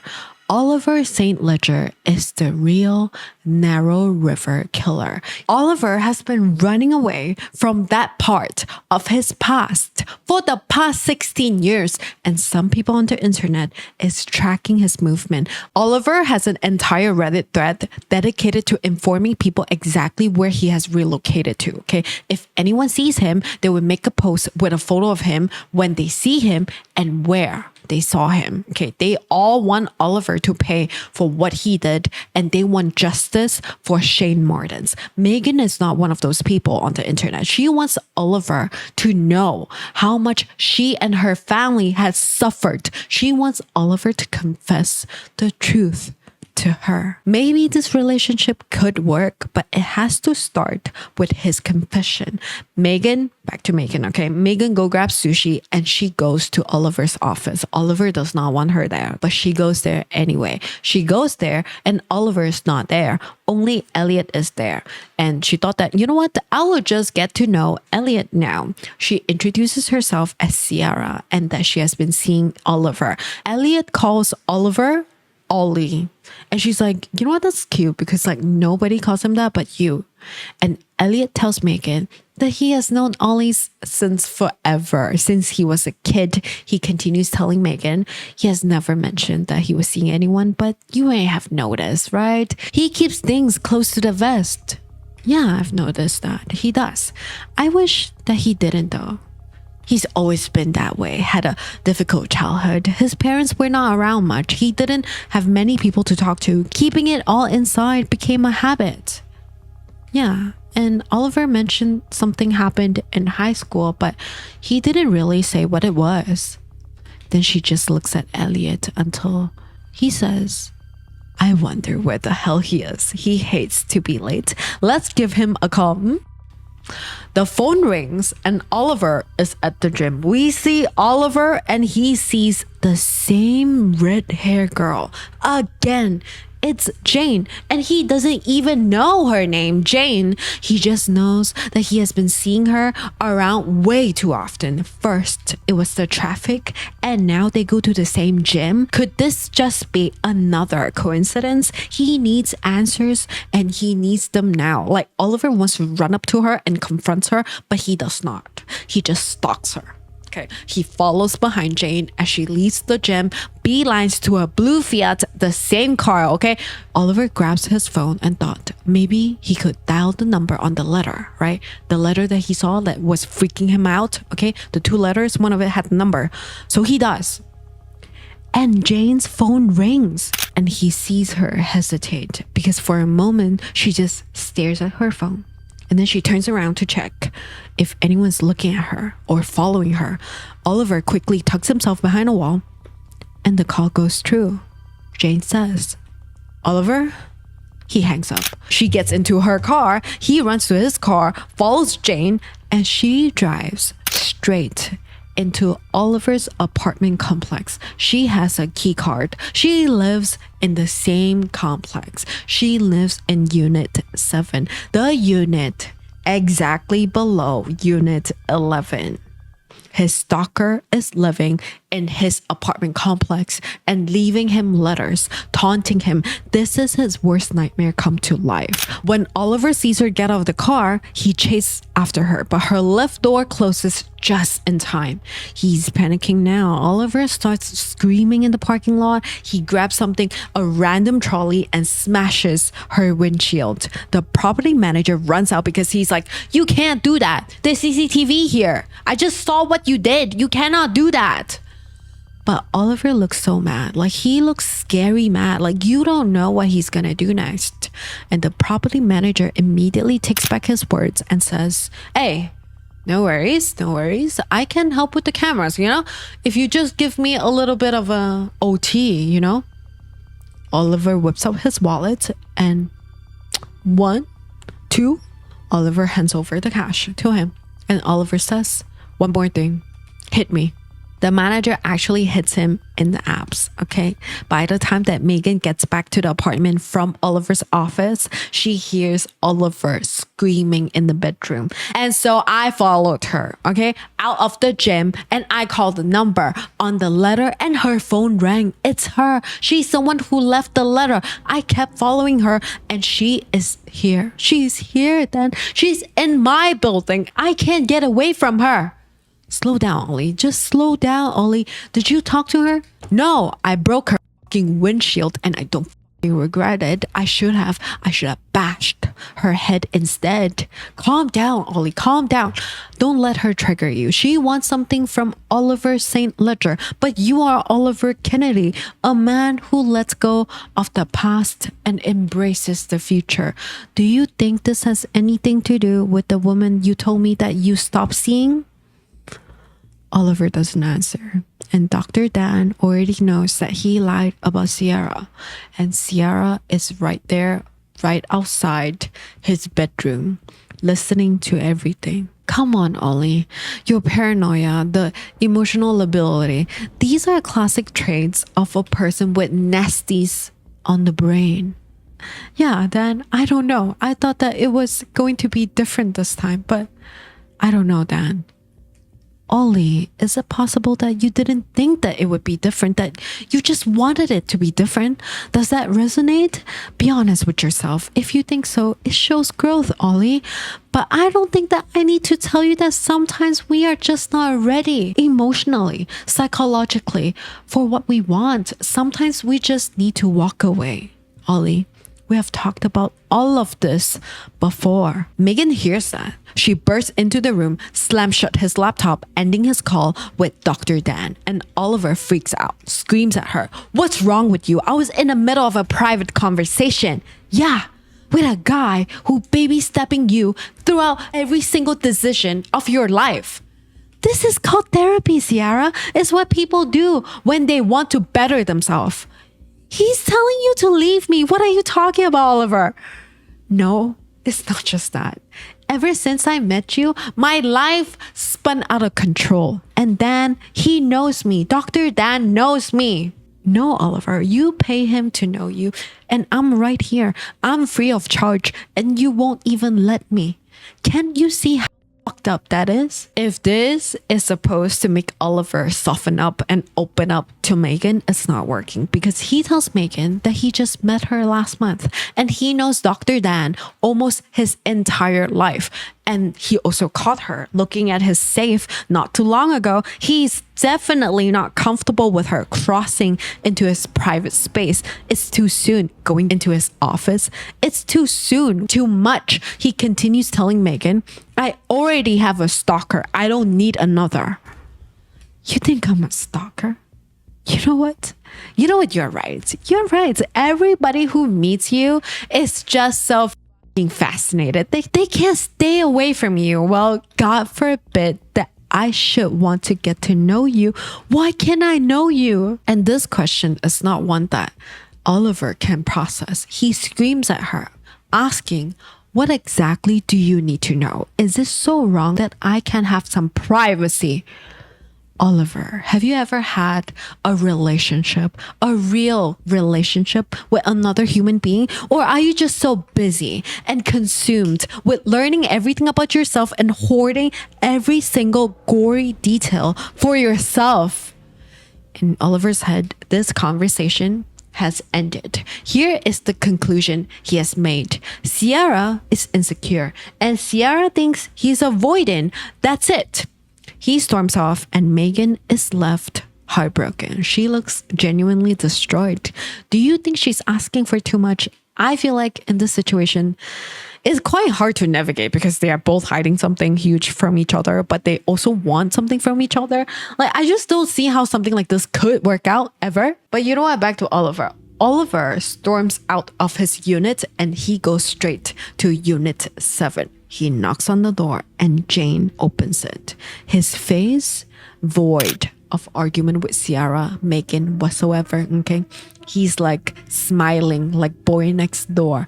Friendly hot guy knocking on your door to see how you are doing. He tells Jane, hi, I'm Oliver Kennedy. I live in the building. I think I saw you in the parking today, but I don't think we have met.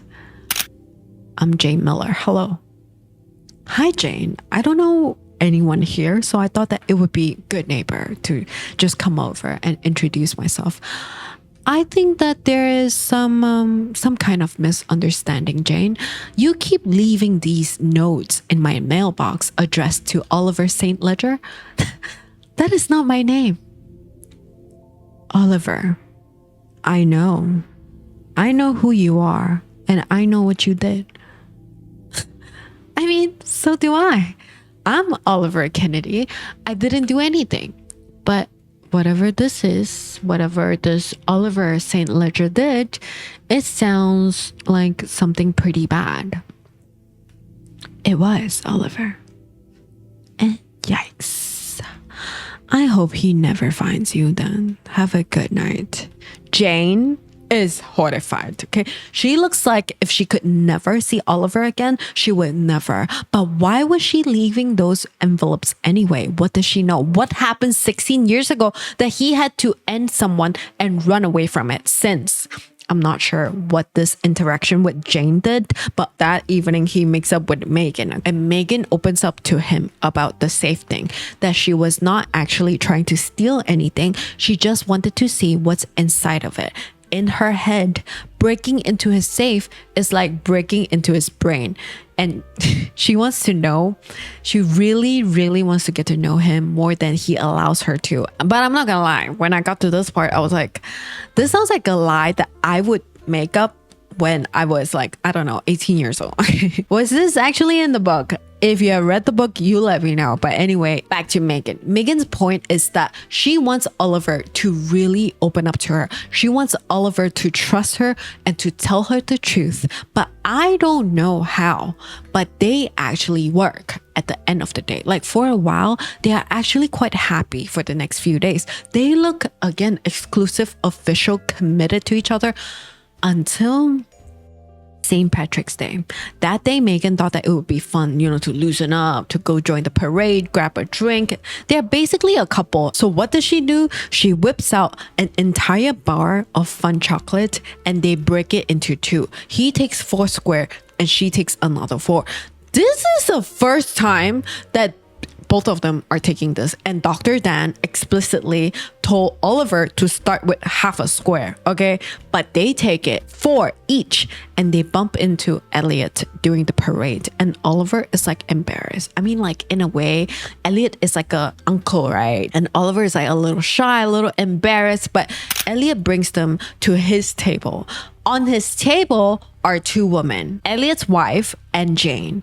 Elliot's wife, who hates Oliver, and Jane, who's a reporter working on a story, and Oliver is actually the story that she's working on.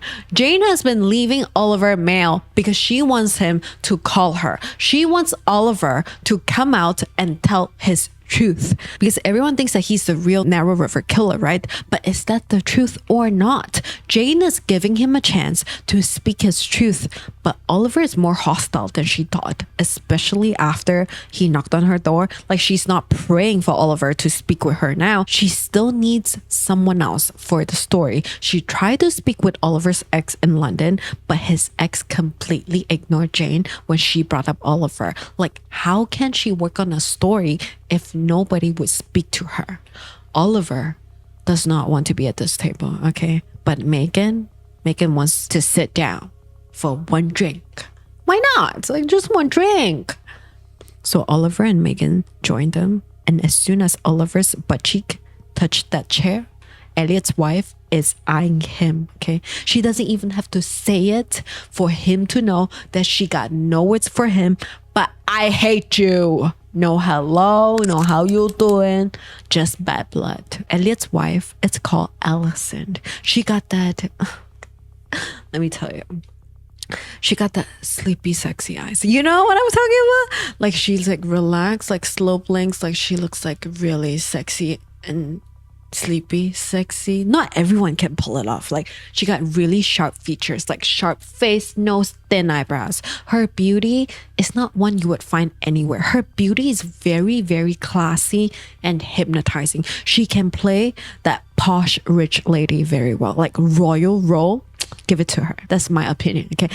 Right now, Allison is sitting at the pub, beer on one hand. She got dark brown hair. She's wearing a white tee. Elliot is not stupid. He knows this tension, so he asks Oliver to go with him to grab more drinks for the table. Yes, that's a good idea.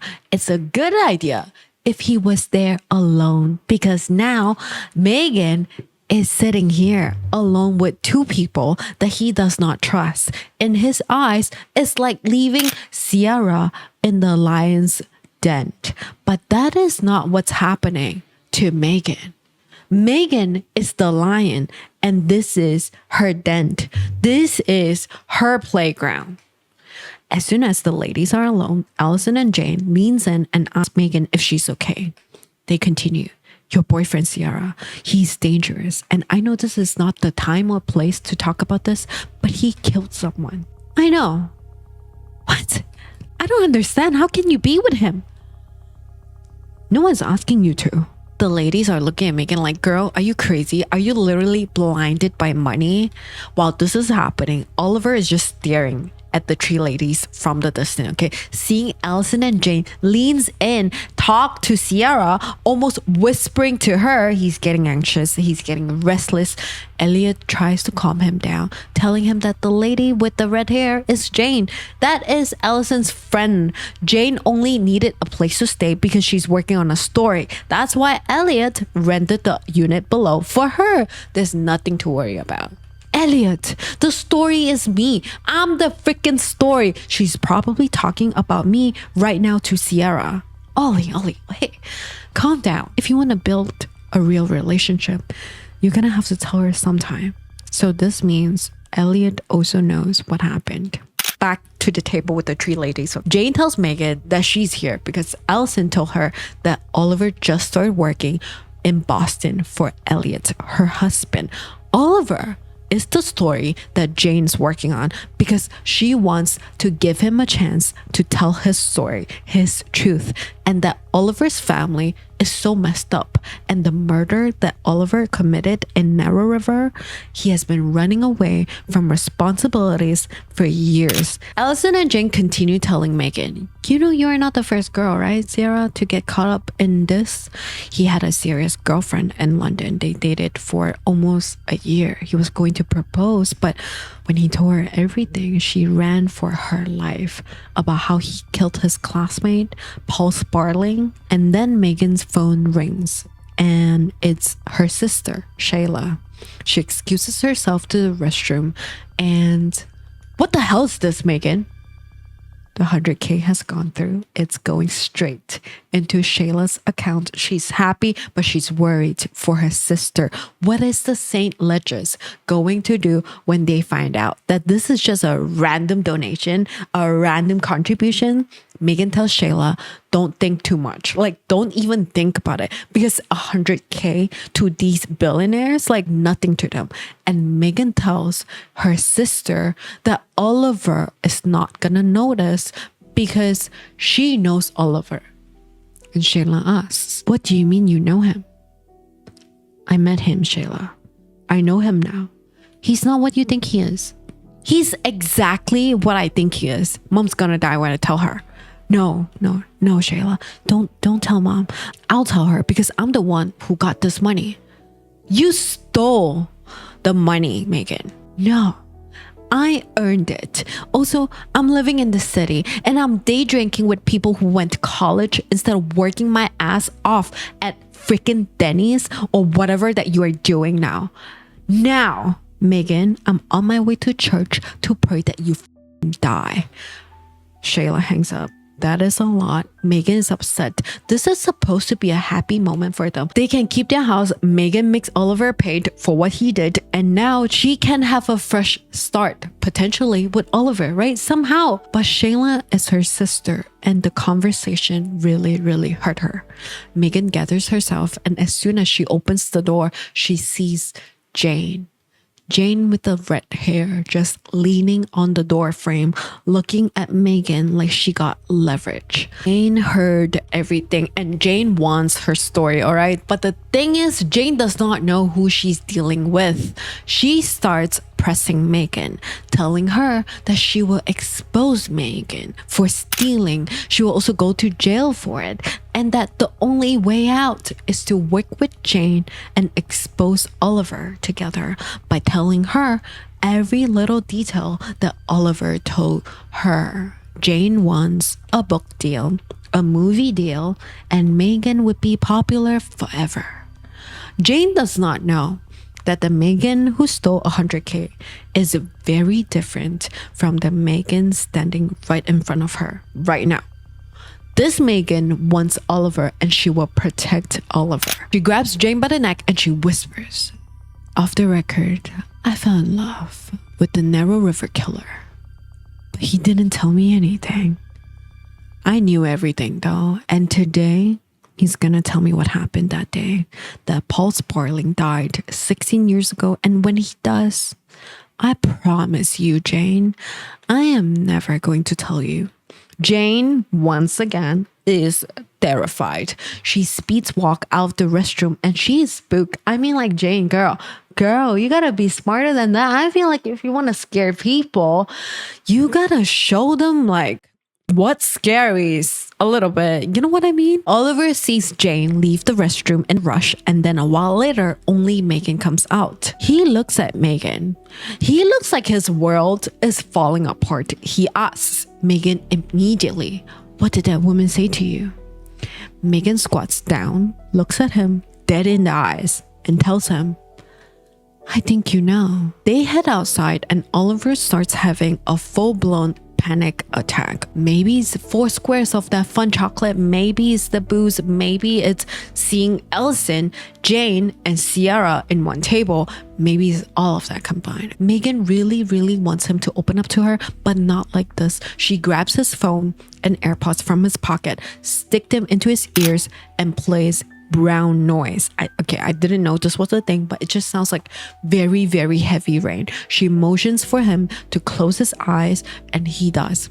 And she starts crying because she starts confessing everything to him. My name is not Ciara. My name is Megan, and we did not meet on accident. I came here to find you on purpose, to take what you owe me and my family, because I thought that I knew what happened in that river, but I don't know. Maybe I don't. I grew up believing that you were the monster, and now I don't know that either. Maybe you are not. I don't know. I can't tell. But if you could have just been honest with me, if we could have just talked about it, I really think that I would have found a way to understand you. I really do, because somewhere this became really real for me. This is real for me. And I think that I wanted to believe, I think I wanted us to work somehow. I thought that we could work, but now I see, I know we can't. And that's really sad because I could have loved you. By the time that Oliver has calmed down, he opens his eyes. Megan's long gone. Megan is back in the apartment packing, and she texts Shayla telling her that she's going home. But Shayla Google Maps from her location to Megan's attic apartment. In about an hour, she will be there with Megan to go home. Oliver does not know that. He sends Megan a text asking where she is, and he is walking around looking for her until he bumps into Allison. Allison is drunk out of her mind. She just argued with her husband about this guy, Oliver. And now you're standing right here. She's gonna give him the truth, the honest truth. When he asks her if he saw Ciara, she tells him maybe she ran for her life. That's what she should do anyway. Wait, what? Why? Why would she do that? Why do you hate me, Allison? What have I ever done to you? You are a parasite on my husband and your father too. And I hated him. And you are exactly like him. So this is what it's about. That Elliot loved my father. So you are jealous? That's why you hate me?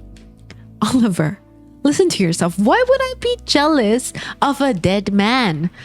Because you are jealous of him and of me. Yeah, right. I wish, Oliver, I wish that I were an isolated, lonely millennial living under a fake name, because I am so ashamed of who I really am. That sounds awesome. I can't wait until the entire world knows everything about you and you have nowhere left to hide in case you didn't know, Oliver, that your girlfriend is a liar too. You deserve each other. And Allison starts walking away. Oliver doesn't know how to react, okay? Ciara is gone. Ciara is a liar. How does Allison even know that?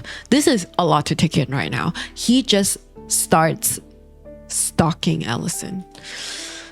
He starts following behind Allison. Like, this guy has got to stop following people, because maybe Allison is right. Wherever he goes, trouble follows. He keeps calling for her. Allison, Allison, Allison. Allison does not hear him. She keeps walking and walking. She's probably furious. She keeps walking and walking, and then Allison didn't see the truck coming while she was crossing, and it had hit her. Oliver runs to her, but she's already under the truck, her body barely twitching. Allison is dead. Oliver goes back to his apartment and he sees Megan packing. She's about to leave and she gives him one last chance to open up to her. He tells her, when I was in high school, a kid drowned in Narrow River in Rhode Island. The river was by my school. It was a place where people would go hang out. And I was there with my friends, Paul and Shane. We were close, but it was always tense, especially between me and Paul. I think back then I would have said that he was jealous of me, of the money, of the freedom that I had. But that was not it. It was me. I was the one who was jealous. I had no one. And Paul, he was just so confident. And there was this time where we would be together, everything would be fine, and then all of a sudden a joke would land wrong and we would just be at each other's throats. And this time it got physical and Paul attacked Shane. He was really trying to hurt him and they got into the river. Shane got on top of Paul and Shane just kept pushing Paul's head underwater, and I just watched Shane drown him. All I wanted to do was just move on. So I've lost every single meaningful relationship in my life because of this one mistake. And because of that, my life has been empty and sad. And then I met you, and I should have told you earlier, but I was scared. But I'm telling you now, and I hope that we can move past it. Megan just looks at him with tears in her eyes. This is all she wanted, all she has been waiting for. Now that she hears it from him, she tells him, no, we cannot, because you are a liar. Don't follow me. She grabs her stuff, storms out of the apartment. Megan's gone. Who is that body inside that tub? And why is Megan calling him a liar? What exactly is Oliver lying about? And why is he still lying? As soon as Megan gets back to the attic apartment, she sees that someone has broken into her apartment. She pushes the door open, and Shayla is standing right there, holding her work access card, her fake card. Ciara Wise? Ciara, that's what you call your Barbie with the burn of hair. Are you living with him now? I did this for you, Shayla, for mom. I did this for the house. We lost dad. We lost mom's mind. I just stood there and I watched. I couldn't do anything. And yet, yeah, I came here to find Oliver St. Ledger and make him pay for what he did to our family. Are you done, Megan? Are you done? Did you practice that in front of a damn mirror? What are you trying to tell me? That you lured him with some insane con? Is that what this is all about? It doesn't even matter now, Shayla. It's done, and you should be thanking me. Thanking you? You think that mom's gonna care about the house after she finds out that you saved the house by sleeping with a psychopath? He's not a psychopath. I know what you think of him because I thought the same thing too, Shayla, but it's not that simple. He's eaten away by the guilt. He has no family. He has no friends. He literally cannot sleep. He can't even say it out loud what happened, and he's psychologically disassembled by the same therapist back home. He still sees Dan Troxler. He tells him everything. So turns out both of them know Dr. Dan. Like, the thing is, Oliver and Dan looks like they are from a different world compared to like Shayla and Megan's world. So how do they know each other? But back to Megan, she continues. But I promise Shayla, he's paying for the price of his mistakes. Mistakes. You are in love with him, aren't you, Megan? If we don't do something right now, you will go to prison for robbing him and his sadistic family. I don't want to lose you, Megan. She pulls out a pew-pew from her bag. I'm going to help you get rid of him and whatever mess that you have left behind. We really should have just done this a long time ago. Megan does not agree with this. She does not want this with Oliver. She loves Oliver. I need you to trust me, Shayla, that I'm going to handle this on my own. I promise I will take care of it. Shayla does not trust her, but Shayla leaves the pew-pew on the table and she leaves the apartment. The next morning, Oliver goes over to Megan's attic apartment to find Megan is no longer there. All he sees are some bills to pay and her work access card on the table. He grabs it, heads downstairs, and sees another resident just like walking in, random guy, okay? He asks, "Hi, have you seen like my friend, the woman who lives in the attic apartment?" "Yeah, not for 8 weeks." "Okay, I just want to ask, when did they finish the construction on the roof? Some sort of 3 weeks extermination thing with termites. When did they finish?" "What's wrong with the roof? You didn't have a termite infestation?" "I don't know what you're talking about. Our landlord does not care about this place at all. So no renovation whatsoever." And so Oliver rushes to Megan's office, hands over her work access card to the front desk, and there is no Ciara Wise working here. So this is the start of the huge reveal, at least for Oliver. This is either going to be his new nightmare or his reckoning. Okay, what happens after? We will see. If Megan wouldn't let Shayla handle Oliver, she's going to handle it the only way she knows how.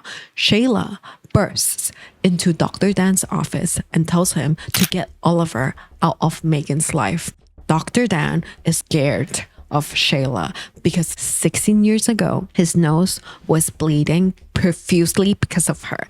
And 16 years ago, he filed for protection against Shayla. They have known each other since forever. Shayla is here because Dr. Dan knows Oliver better than anybody else. He needs to be the one to tell Oliver to get the fuck out of Megan's life because Megan loves him, and this is Dan Troxler's job to fix. While Shayla is with Dr. Dan, Oliver is in his apartment, okay? He has just injected himself with some sleepy medication and he's feeling drowsy, sleepy, dizzy. He's lying on Megan's bed thinking about Megan and their sexy time. Okay? But just as he flips over to one side, he sees Megan's red notebook and he starts flipping through all the pages. He sees JP Morgan Corporate Trust letter, his parents' name, his mother's maiden name, his family home address, her practice signing Ciara Wise, and the list of NASA shuttles names. He needs to wake up now. So he gets up and he tries to walk over to his bathroom and he lays down with the shower in full blast. Next to him is the red notebook and his phone, and Dr. Dan is on the line. Oliver can hear him, but he is getting more and more tired. He is getting sleepy. All he hears before he sleeps is Dr. Dan, panicked and restless, on the line. Listen, Oliver, you are in danger. This woman, Ciara, she's not who you think she is. Her name is Megan Martins. She is Shane's sister. Her and her whole family are crazy, Oliver. You need to keep her away. Shane Martin's sister is there for revenge. Oliver! Then footsteps approaching the shower, then the shower turning off. Megan picks up the phone with one hand and her red notebook with the other. She tells Dr. Dan, "It's okay, Dan. He knows." Are you absolutely sick of being the only one who doesn't know what the hell is going on? If yes, let me take you back. Let's go way back. We gotta go way back to 16 years ago for the full truth. 16 years ago, Oliver is hanging at the river with his friend Shane after school. Oliver is wearing light blue button shirt with cream trousers and leather shoes. To be honest, not that different, okay, from what he's wearing right now. Shane has light brownish hair. He wears bright orange hoodie, track pants, and sneakers. Shane is Megan's and Shayla's brother. This river is surrounded by trees, and one part of it has lots of sand and free space. That is actually where Shane and Oliver are. And they are just like two friends hanging out after class. They are talking about scholarships, going to college. Shane telling Oliver how lucky he is, like not having to listen to his parents scream at each other all the time. How his older sister, Shayla, is always trying to boss him around, although she has already moved out. And Shane tells Oliver, you know, what I would just give to be you, Oliver. Like, just for one day, you know, just to see. I don't want the money. I just want the silence. Oliver has always been a very good listener. When Shane gestures for some silly juice, Oliver passes it to him and Shane grabs it, opens it, and before he can take a sip, they see Paul approaching from the distance. And Shane tells Oliver, might have just told Paul that we would be here, but he's not a bad guy, you know, give him a chance. He's just insecure. Paul is here not for a chance, okay? He does not get along with Oliver at all. He's here for drinks. And Paul is that guy with no filter. He does not care what others think of him. He will say what he thinks even if it hurts. By the time that Paul reaches Shane and Oliver, he sits across from Oliver. He asks, why are we hanging out here when Mr. Rich Guy over here, Oliver, has a freaking mansion? Why don't we go to his house? He slaps his neck. Oh, Mosquitoes, so much mosquitoes. It's buggy and clammy here, and it smells like pee. Is your mom home, Oliver? Is that why we cannot go to your house instead? Shane tries to break the tension because Oliver does not look happy. Shane tells Paul, what is your deal, dude? You have a house too. Well, yeah, I do. And they are selling it. The whole divorce thing. My dad is punishing my mom for getting mad at him for cheating. So, yeah.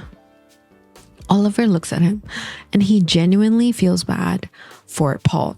He tells Paul that the situation must be hard and that he's sorry that Paul has to go through that. For a moment, Paul just looks Oliver in the eyes and there's no bad blood. Like, he is not snappy at all until Shane opens his mouth again and asks about his mother. Paul's parents is obviously a very sensitive topic right now. Paul does not care what others think of him, but he cares about what others think of his mom. Shane is asking about her, not to gossip, just to ask how she's doing. And Paul immediately snaps because Shane's mother has been going around town gossiping about his mom. Okay, Paul's mom saying that she's trying to steal something from the grocery store the other day. And Paul's like, no, my mom didn't try to do that. She did not try to steal anything. Her hands were full. She was going to grab a basket, but everyone took that and ran with that narrative. She didn't leave the damn store. And now everyone here thinks that she's a thief. But you know what, Shane? I'm sorry. Yeah. I'm sorry too, Paul. I'm sorry that your mom is a bitch and she won't shut the fuck up. Paul throws that bottle and it hits a container and the whole thing shatters. Shane is pissed off. He grabs a handful of sand and throws it at Paul's eyes and they start going at it. Oliver is just at the side, screaming for the both of them to chill out. But Shane punches Paul in the nose and he falls back. Oliver takes his chance to push Shane off and tells him to chill, just chill out. But Paul's back up. Paul's raging. He grabs Oliver by the shoulders and he whips him to the side. He starts pushing Shane into the river and Paul lands 1, 2, 3 heavy punches on Shane's face and Shane is gasping for air in between punches. Oliver sees that. He runs into the water. He snatches Paul away from Shane and he keeps holding him. It's not a chokehold. He's just holding Paul with both arms. He doesn't need to hold him for this long. Shane is back at where they were just chilling. He's safe. Megan's brother is okay. But young Oliver just keeps holding Paul. Paul is struggling to get out of Oliver's hold and that's when Oliver dives underwater while still holding Paul for several moments too long. And Shane is just in shock, watching from the distance. The next thing we know, Oliver is in his car with Shane on the passenger seat. Oliver wants to tell the cops that if they find out, it was just self-defense. But Shane tells him that that is not gonna work because Oliver did it on purpose. So they both agree to just pretend that they didn't even go to that river at all. Shane tells Oliver, look, we didn't even go to the Narrows today after school, okay? We didn't know Paul was gonna be there. He didn't ask me to hang out after practice and he wouldn't ask you because, you know, you are not even friends with him. And I had to go home to babysit my sister. So you gave me a ride and then what? I went home and then I studied until I got a headache and then I went to bed. But what if they ask about Shane's right cheek is red from Paul's punches? Shane says, I wiped out during practice and someone must have stepped on me. That is their plan. Oliver apologizes to Shane, but Shane knows Oliver was just trying to protect Shane or help him. And the truth is, he probably saved him. If Oliver didn't interfere, who knows what would have happened to Shane? Then Shane gets out of the car and his baby sister is just sitting inside the living room, watching everything unfold. She had seen Oliver pulling up in front of their house, Oliver and Shane talking inside the car. She knows everything. She, Megan Martins, Shane's little sister, knows everything. Megan even asks Shane where he was. Why does his face look like that? But he's not bulging. He sticks to the plan that after school, he came back, showered, babysat her, nothing else happened. That he expects her to play along with it as well. Oliver, on the other hand, is home alone. He's losing his mind. It's eating up at him what he did. He has no idea what to do, so he calls his dad. And the really sad thing is either his mom or his dad's assistant picks up and he has to tell them to tell his dad to call him back right now because it's important. And whoever was on the line then told Oliver it better be important because he's a very busy man. When Oliver's dad does call back and he asks Oliver how he's doing, Oliver immediately confesses to his dad that he killed someone. And his dad is silent for a moment and he asks Oliver, who? Paul. Paul Sparling. You sure he's dead? And Oliver starts telling him everything from the start. His dad is going to handle this because the next morning he is assigned a lawyer and they are at the police station for his statement. Here's what Oliver tells the police. He was home, he was studying, then he got a headache, so he went to sleep, but he woke up around midnight because someone was buzzing to be let in. Shane Martins was buzzing at midnight in front of his mansion to be let in. This is not the plan. This is not what Shane had talked about with Oliver inside his car in front of his house with his little sister Megan watching from the living room. But there are only two people who know the truth, and Oliver just told the police his truth. As Oliver is leaving the police station, he sees Shane being interrogated inside another room. He's being grilled by the police. His parents are just on the side listening to everything. They look devastated, and just in time, Shane makes eye contact with Oliver. He bursts out of the room, grabs a pen, and he scratches Oliver's left hip with it. Oliver starts freaking out because he knows that he lied to the police and now this lie is going to cost Shane. He protected Shane from Paul and now he does this to Shane. Maybe his dad, his lawyer, thought that this narrative is better because somebody has to pay, right? While all of this is running through his head, Megan, little Megan, is just sitting right in front of him with her hands on her knees, away from Shane and their parents. She's probably too young to be in the interrogation room. They look at each other and he leaves. Oliver may be innocent on paper, but he knows that he's not. He had done wrong by Shane. As soon as he gets home, he starts crying until he sees the knives in the kitchen. Maybe this is a form of punishment for himself, but he takes out one of the knives and he slices his left hip, the part where Shane has scratched him with a pen earlier. Then he goes to school the next day as usual in his uniform with his wound wide open. He looks at his wound and he starts crying inside his car. He doesn't have the courage to get out, to go to school, to move on with life. And then Troxler walks past his car and sees his bloody uniform. He immediately looks for his phone. He needs to call 911 right now, but Oliver begs him not to. There's this just genuine love and care in Dan's eyes. He's a school counsel. He's like a school therapist, okay? He has a license in independent clinical social work. He listens to people and guides them for a living. Of course, he's going to listen to Oliver, right? Dan brings Oliver back home and gives him some medication. And as he's packing up, he tells Oliver, look, I know you were good friends with Shane and Paul. I know you are having a hard time right now. Wish you were not having it alone, but go easy on yourself, okay? Understand that something terrible has happened to you too. try to give yourself a little grace. Dan leaves and he calls Oliver's father. Why? He tells Mr. Billionaire that Oliver needs therapy. He can provide that. In fact, he's working towards being a clinical mental health counselor. He continues telling Mr. Billionaire, I'm not saying that it has to be me, Mr. St. Ledger, but from the amount of detail that Oliver gave me about his present headspace and what led up to it, he's gonna need therapy from someone.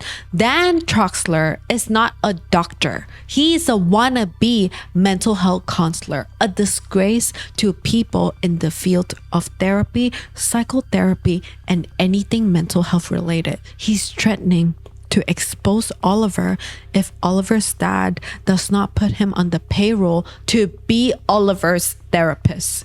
And so they start therapy. Oliver is his first patient, and throughout their sessions, Dan would encourage Oliver to tell him more about what happened in that river, tell him the truth. But Oliver wouldn't. Until after Shane's verdict, the verdict of Shane being guilty of killing Paul. He's locked up, and since that day, Oliver basically stopped sleeping. He wants to go see Shane. He wants to speak with Shane, but Shane does not want to see him. Oliver even tried writing him a letter. And there, that letter was everything that Dan needed. He tells Oliver that, I will take this letter and I will read it out loud to Shane, okay? And Oliver at that time decided that Dan is someone that he could trust. He passed the letter to him almost immediately, and Dan rips open the letter as soon as he's alone. Now he knows exactly what happened, that Shane is not guilty. Oliver killed Paul, but Dan still visits Shane in prison. Shane is furious at him coming on behalf of Oliver, but Shane goes from furious to hopeless because somehow Dan is able to cycle Shane into thinking that no, Shane, no, you are not strong. You are not strong enough for this. You don't know what you are dealing with. It doesn't matter what the truth is because Shane, you don't have money. And I'm saying this because I care about you, about what happens to you and your family. So let's say, Shane, that you are gone, right? You are gone while you are serving time in prison. The world would just treat it like it never happened. So just think about that, about what you're accused of and how it would affect your family and your family's future. And the next day, Shane is dead. He self-exited in his cell, and two things happened after. Number one, Shayla knows his brother would never do that. It must be because of Dan Troxler. A day after meeting with Oliver's freaking therapist and he self-exit, she goes to Dan's office and confronts Dan. But Dan insists that he didn't do anything, that he was just there to offer his support. Shayla punches him in the nose, but that is not going to bring Shane back. And she knew it. After that, Dan goes to file protection against Shayla. Number two, the day that Shane's gone is the day that Oliver will start relying on Dan, soon to be Dr. Dan, because he cannot sleep. He cannot think for himself. His whole life is filled with nightmares of what happened at that river and that one lie that led up to Shane's death. Everyone around him knows that he did it, and he has since been running away from his past. He wants to move on with his life, but he just can't. And because of that, he would make Dan Troxler a very rich man. Each session, Dan would give him fun chocolates, sleep substance. Each session would cost $25,000. And Dan would just sit there with doctor and psychotherapist on his name card, while Megan, Shayla, and their parents' lives fall apart, while their parents divorce, and her mom would find old photos of her kids and cry because Shane is gone. Megan has since felt guilty that she should have done more. She should have been on the stand to tell her truth, that Shane didn't go out to see Oliver at midnight. When Megan told Shayla about this guilt, Shayla tells Megan that she should not feel guilty, because this is not her fault. Everything that happened would have still happened, even if you told the truth. You could have never stopped it. But please, Megan, do not let this derail your life. And 16 years later, Oliver and Megan are sitting on his bathroom floor, and he apologizes to Megan, telling her that Shane didn't deserve that. Shane didn't do anything wrong, that it was him who killed Paul. Megan starts crying, and she says that she knows. She's always known that. And this is exactly what she needed to hear after all those years. She wanted to hear Oliver say that to her himself. And she whispers, I knew that. But thank you for saying that, because I really, really needed to hear you say that to me.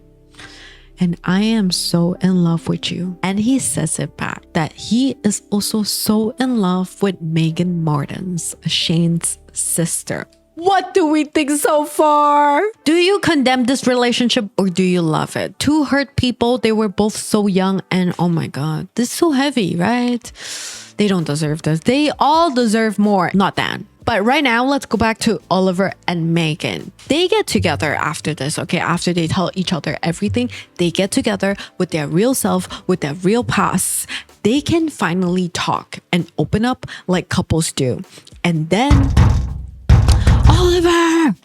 It's Dr. Dan Troxler. Oliver opens the door and he tells Oliver that he has been worried sick since the call. And as soon as Dr. Dan sees Megan, he asks, what the hell is going on and why is she here? Oliver tells him that Megan's his girlfriend now and they are living together. Dr. Dan laughs, closes the door, walks into the apartment, looks at Megan, looks around the apartment, and he says, you must be Megan Martins. I'm Dan Troxler. Your sister might have mentioned me, right? So Oliver, what's happening here? This woman has infiltrated your life with a fake identity and you make her your girlfriend? You ignore my calls? You're a therapist for her?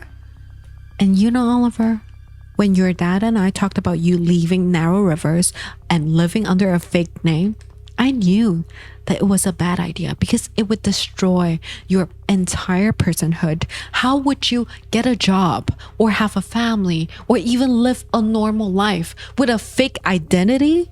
It's impossible. But I never, ever would have thought that it would turn out like this. What I'm trying to say is this is partially my fault. Megan hears that and she's like, partially your fault?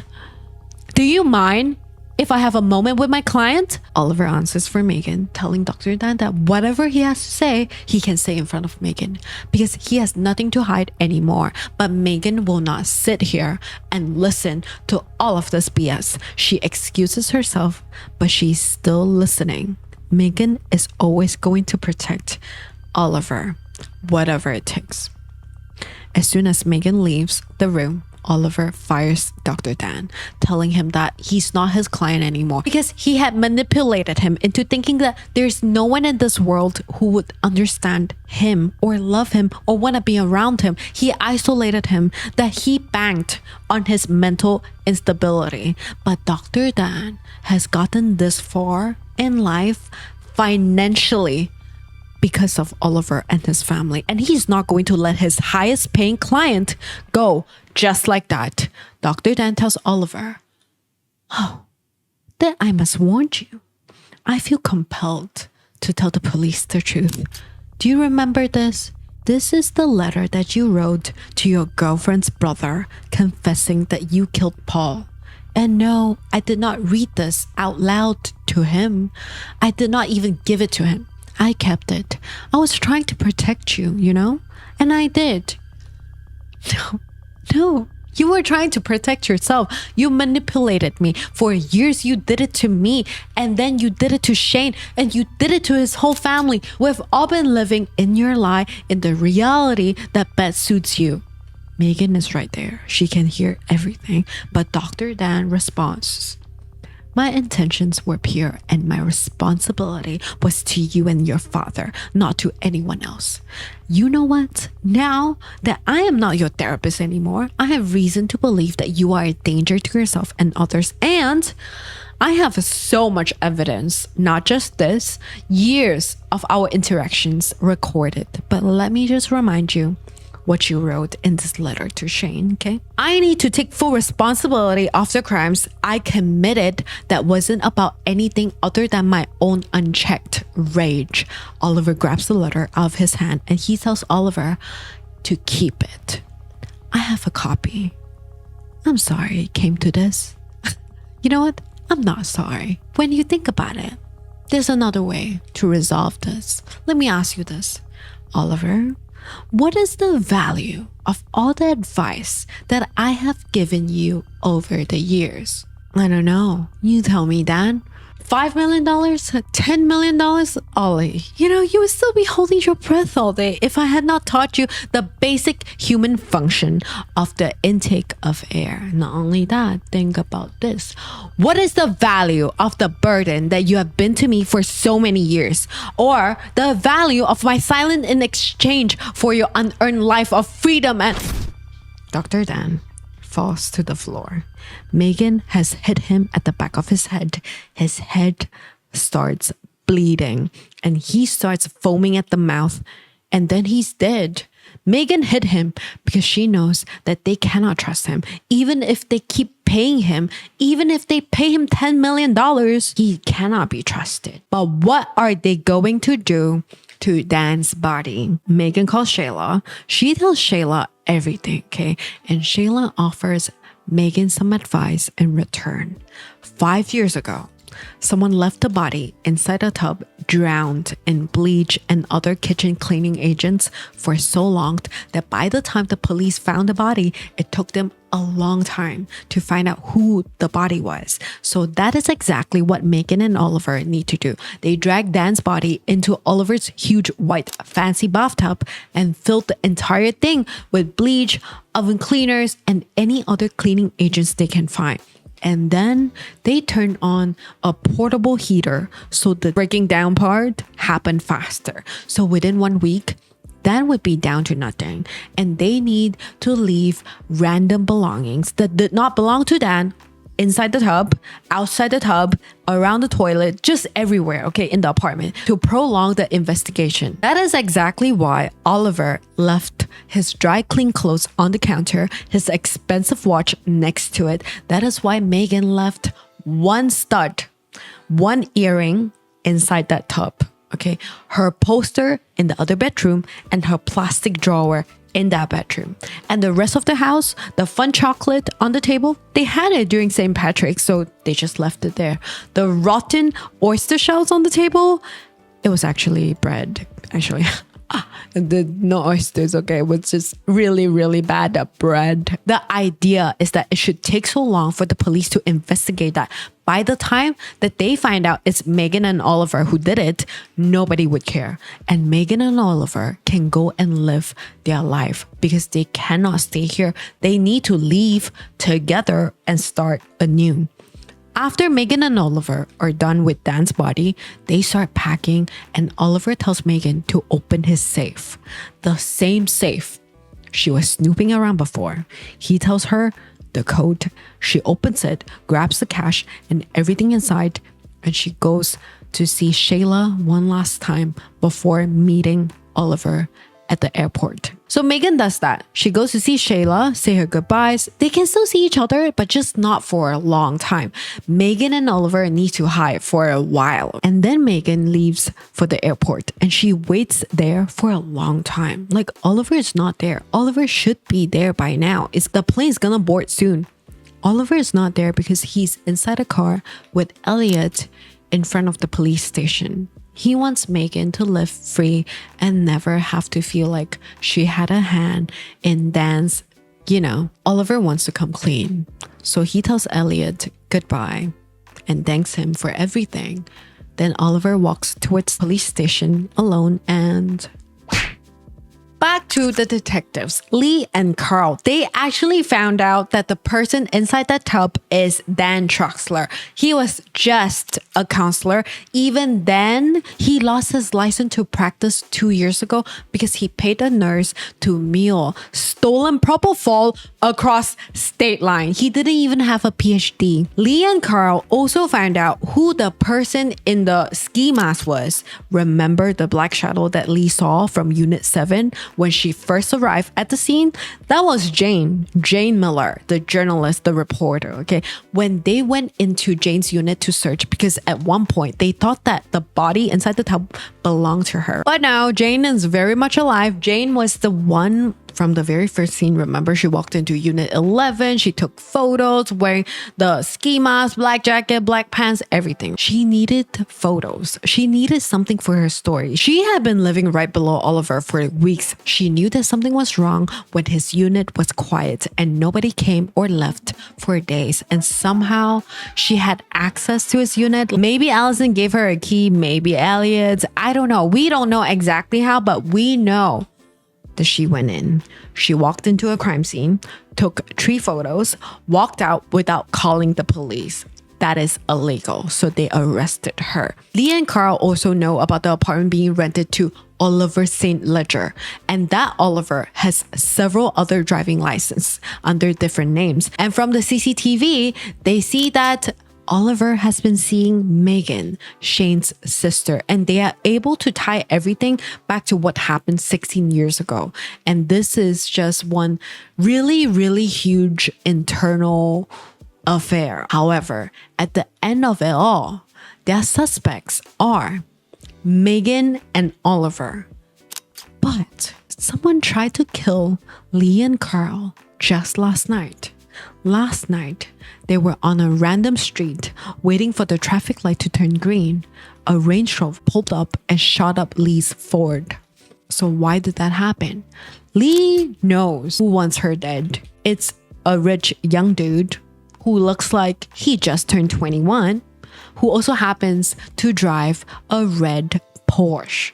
The secret that Lee has been trying to hide is the fact that she has been sleeping with this dude. They are both legal and his name is Linus. We're gonna call him Linus. Linus just caught Lee at a very vulnerable state. You know, like Carl is going out, meeting people. He has a kid. He has a life outside of work. She does not. She only has work and nobody else but Carl. So one day she was supposed to go and question Linus about a case that he was involved in, and things took a turn. She knew it was wrong, but Linus kept sending her gifts and showing up and giving her some nasty.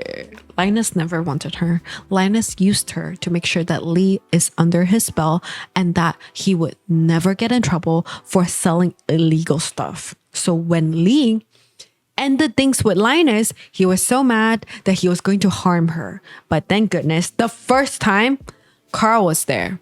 They got into a bit of a fight, but Lee was able to open up to Carl about everything after Linus left. Carl was furious at Lee, but Carl also saw what Linus left behind. His necklace. He only wore that necklace. It's very specific. It's gold, and on the pendant, it has an animal on one side and a drawing or a symbol on the other side. Carl took it and kept it. He kept it until the property manager of Unit 11 and Unit 7, that fancy apartment, told him that Linus come over. He comes over to this apartment complex all the time. He sells fun stuff to people. This manager even buys some stuff from him too. You know, nothing crazy, but yeah, he comes over all the time. So this means that Lee cannot be involved in this case anymore because she has ties with Linus and Linus could be a suspect. So she backed down from the case. And if she backs down, Carl, her partner, will also back down.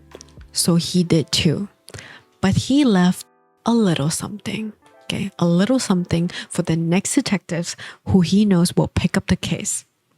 Carl went inside the evidence room and left Linus' necklace in Unit 11's investigation evidence box. And the next detective, they knew It's not very sharp. He does not like questioning. When he saw the necklace and he saw a photo of Linus, he's like, we have been trying to get this guy for a long time. It's him. He concluded the case right then and there. And then he made Linus a very, very famous man. The man who left Dan Troxler, a con artist, body inside a tub and filled it with chemicals. Linus is in jail and Lee is free. She still has her best friend, her dream job, and she doesn't even have to look behind her back for the rest of her life. Carl would do anything for Lee, and I guess everybody lies. It just depends on what and for who. So where does that leave us? Where's Oliver and Megan now? Did he actually confess to everything to the police? Well, Linus is in jail for this. So obviously he did not. He chose to live with Megan. Another lie, but this lie does not take, it gives. He and Megan would live happily ever after on an island. On a letter that Megan writes to her mom along with $2 million check, she writes, "Dear Mom, I hope you can forgive me the way that I have forgiven Oliver. He's more like us than I ever thought. Everyone has secrets. Everyone tells lies. For whatever reason, fate seems to be on my side lately. Maybe the universe believes in karma. Did Oliver pay for my mistakes? I know I paid for his. So did we. For years, we paid dearly. But now, I hope you will agree that we are all in a better place. Some people are just meant to be together, even under the worst of circumstances. When I came to find Oliver, I never would have predicted where we would be now, or the dark, twisted road we would travel to get here. He ignored every red flag to follow his heart, and I ignored the past, hoping the future would be different. We were totally naive to think all these wrongs could make it right, but this time, they did. Everyone calls me crazy, but hey, let's be honest, so is he. Sometimes I look at our gorgeous baby, Shane, and I ask him, are you crazy like mommy? Or are you crazy like daddy? I cannot wait to see what will happen tomorrow and the day after that and the day after that. Love always, me. Girl, are we happy for the